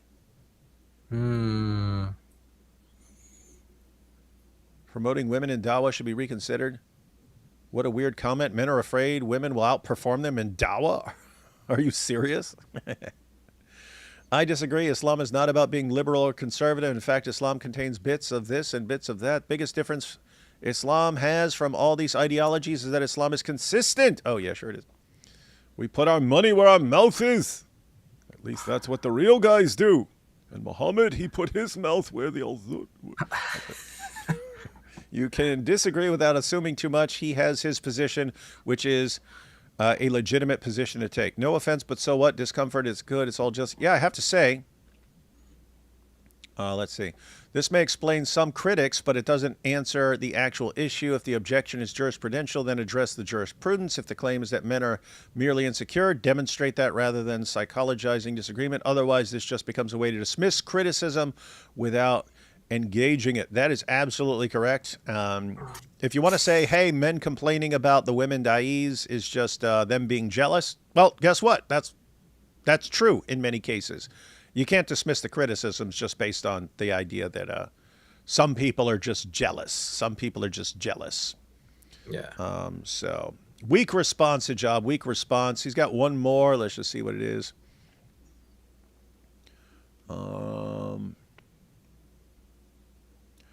In my honest opinion, I think public speaking, debating, academia are fields women and men can compete on even footing on. No man should feel like less of a man if a woman is better than him at those things. In my view, manhood is directly connected to bravery primarily. Oh, that's good. Heck? I guess This is such a weird. I guess Muhammad Hijab's prophet didn't say that women are intellectually deficient. Huh. That's good to know.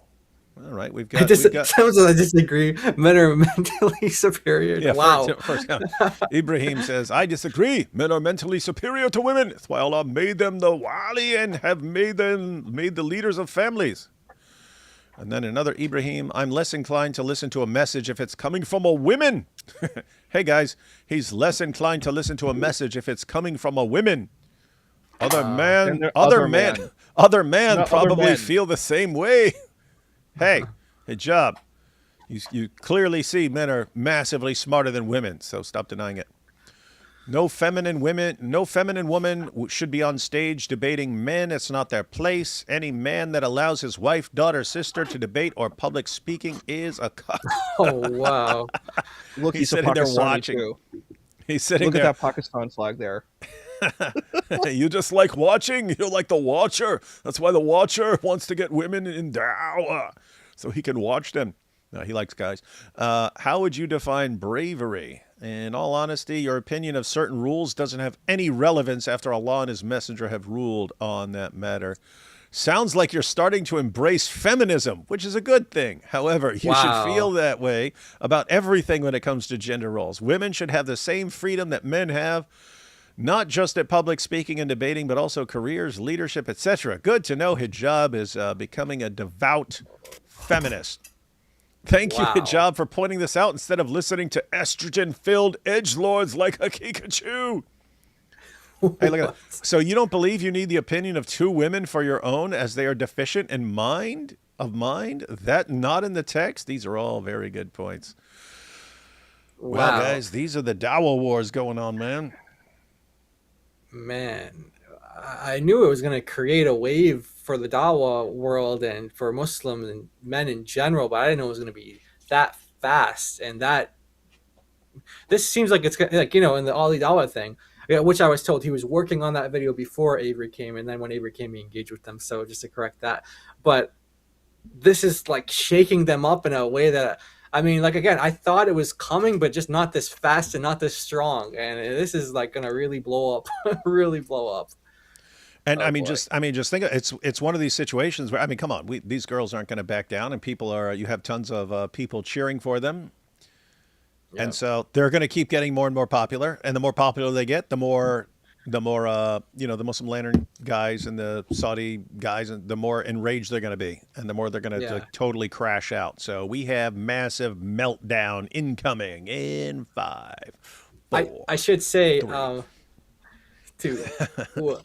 I should say that they're going to get more desperate in their attempts to expose these women, and let's just say that they might do some things that we've seen before from Muslims. I get it. No, guys, did you just catch that? Yeah. Did you just catch that? Everyone, you just catch that? So, so the women aren't going to back down from this, right? Yeah. They're popular on TikTok. They're just going to keep saying, you're jealous, you're jealous, you're jealous. That's going to enrage the guys even more because they desperately want to maintain control, and they definitely don't want these women setting the example for the young generation, because then they know it's totally over, right? Yeah. Now you got a couple, right?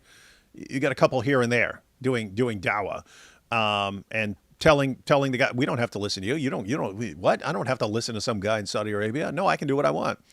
I don't have to wear a hijab. They're saying that, right? But now you got the young generation of just regular young Muslim girls and stuff, and they're watching this and they're seeing how to get into. So these guys they cannot let this happen. They have to go to war over this.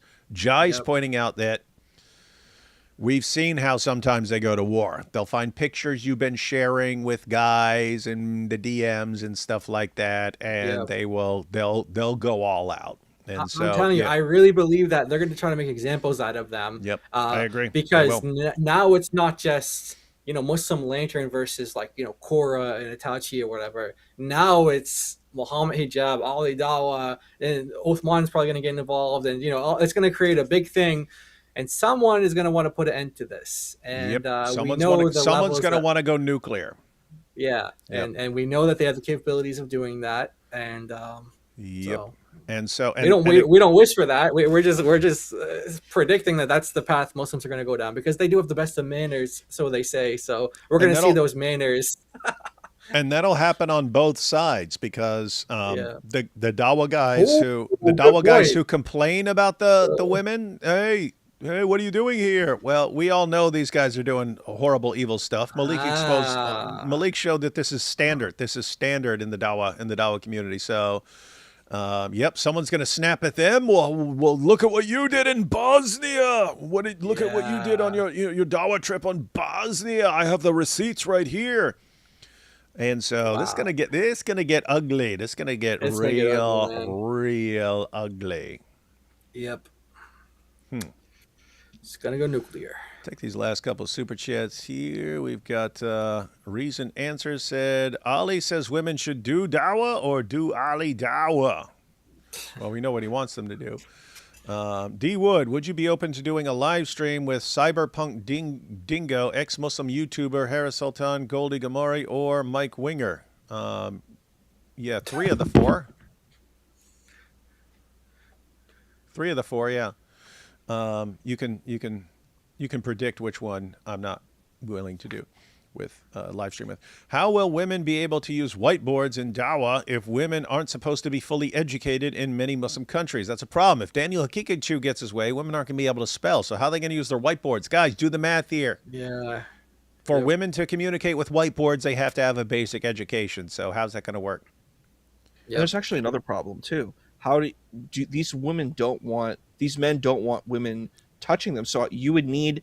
What are you going to do with OBGYNs? Yep, exactly. Like you're going to need to have women. You need to have you just don't do that anymore. You just don't have that anymore, man. Wow. Oh, that's what they didn't have them in the 7th century, man. They don't have them in Antarctica. If it's good enough for Antarctica, it's good enough for here. Wow. That's what it's going to come down to. If you follow, how do you follow both Daniel and so where's Daniel going to fall on this one? Is he?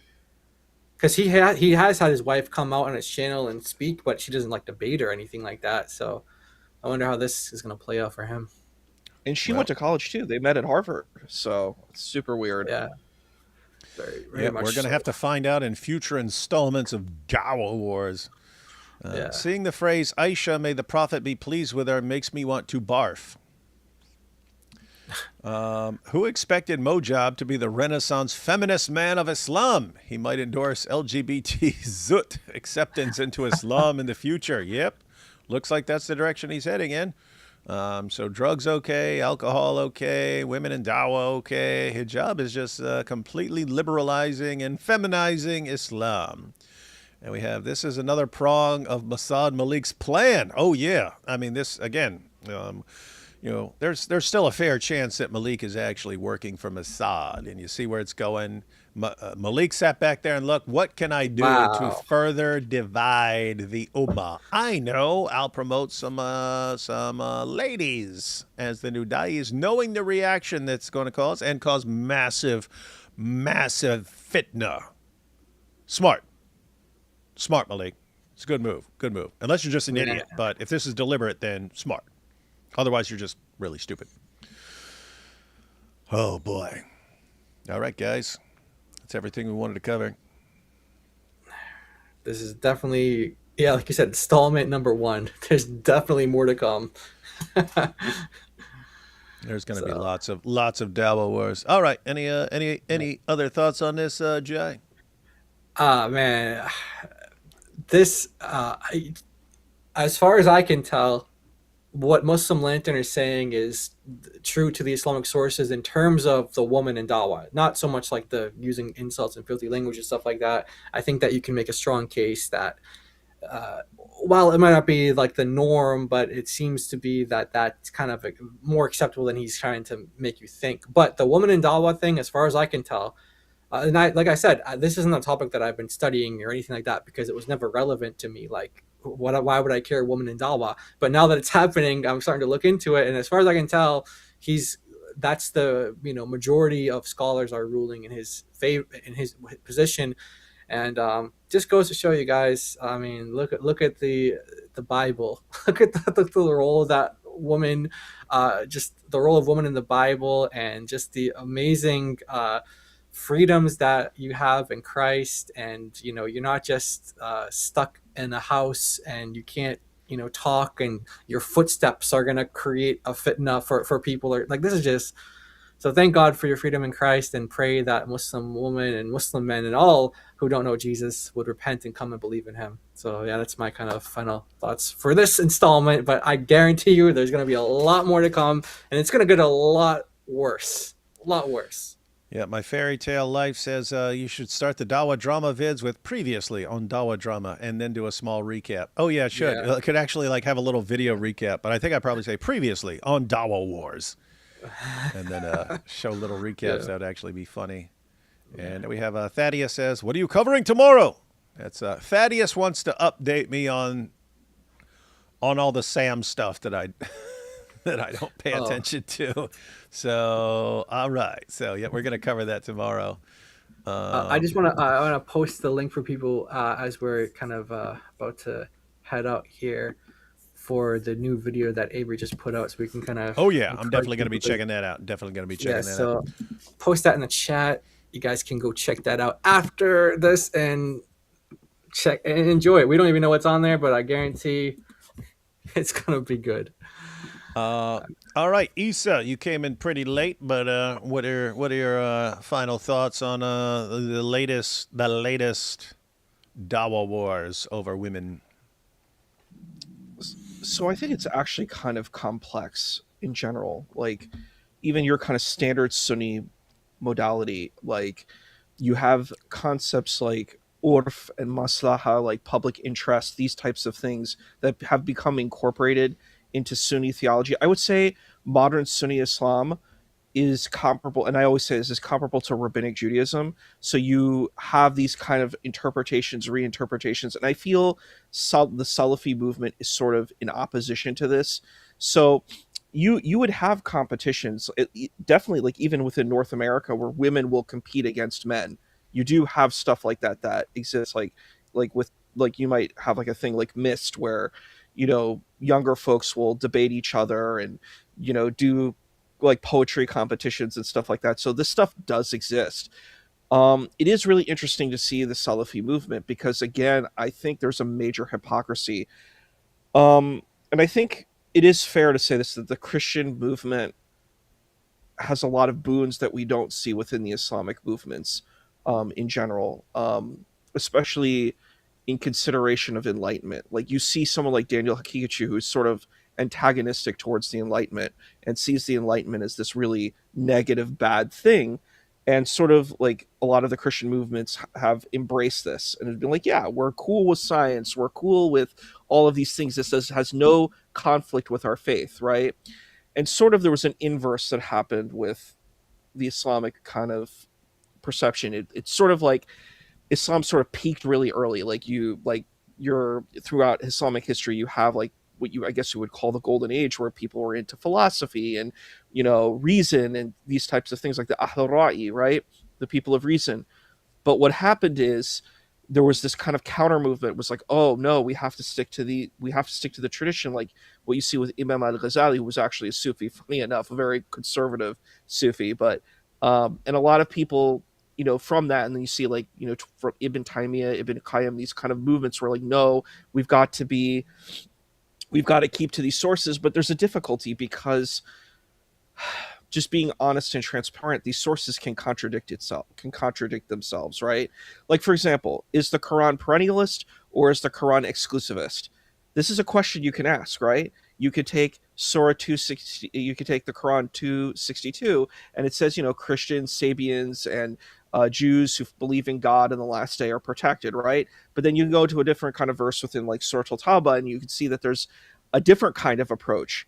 So which approach do you take, right? Which approach are you taking? Are you going to take a more perennialist approach, or are you going to take this more kind of conservative approach, where it's like, no, we're the, like you saw in our debate, David, when we were debating Rain and Junior, I put it up on the screen. I said, look at what the Quran says. And he was like, no, Islam is exclusivist. It's like, it's only for Muslims. And I'm like, well, the Quran says this. What do you do with this? And he just like, what does the scholar say? Name one scholar. That's all. It's like he did this appeal to scholars. And I'm like, well, what do you do with these situations? And I think this is the problem with the Dawah drama that we're seeing. Which type of Islam? This is what I would argue. Islam is polythic. There's many variants of Islam. Which variant of Islam are we going to look into, right? And this is the difficulty. This is a big difficulty that you are going to face. And I do definitely think about it like on these, in the kind of internet forum. I think overall, besides the kind of Orthodox Brotherhood, it seems like the Christian movements seem to be more united. And it's interesting because the only da'is I really see out here primarily are Salafis, and they're extremely fragmented. And I think this showcases it. I mean, I'm going to be honest. I think Cora is she's a top tier debater. She is extremely intelligent. She is really eloquent. I don't think she really understands Christianity. That would be my particular opinion when I listen to her. I think she judges Christian theology based on her kind of Islamic theology. So I don't think that actually works in the debate. So like there's a kind of a disconnect there, but I think she's brilliant, and she's very young and brilliant and smart. But like, I don't see, and I think it's funny that these da'is are all terrified. And I'm like, she's a better apologist than you are. I'm sorry. Those are the facts. That's my 2 cents. Yeah, I think you lost a lot of us at that. You lost me. And look at this. L take on Cora. Oh, saying she's brilliant. Let's just say we have a. Well, I mean, I think she's very eloquent. Like I think she's she's a good arguments. Yeah, orator. She's good at rapid fire communication and stuff like that. Yeah, we think she's kind of dumb with some of this stuff she says, but it's kind of like Candace Owens, right? Candace Owens will be talking very Yes. quickly and not fumbling over her words or anything else, rapid fire. But you might be sitting there thinking, "Oh, what she's saying is stupid," right? So that's the kind of impression we get. But we're all rooting for Cora. So yeah, she talks fast. But yeah, so guys, yep, we have the emerging Dawah war. On one side, we have Muslim Lantern, the Grand Mufti of Saudi Arabia, tons of like traditional Muslim scholars, Sheikh Uthman, all these guys, they're all on the same side on that issue. And on the other side, we've got Malik, Muhammad Hijab, and Isa. Funny. That's what it is. Funny. It's a good time. The alliances have formed, ladies and gentlemen. The alliances have absolutely formed, and we'll be here. We'll be here to check it all out. What do we have here? Cora the Last Fire brainwashed. I get this is the last airbender.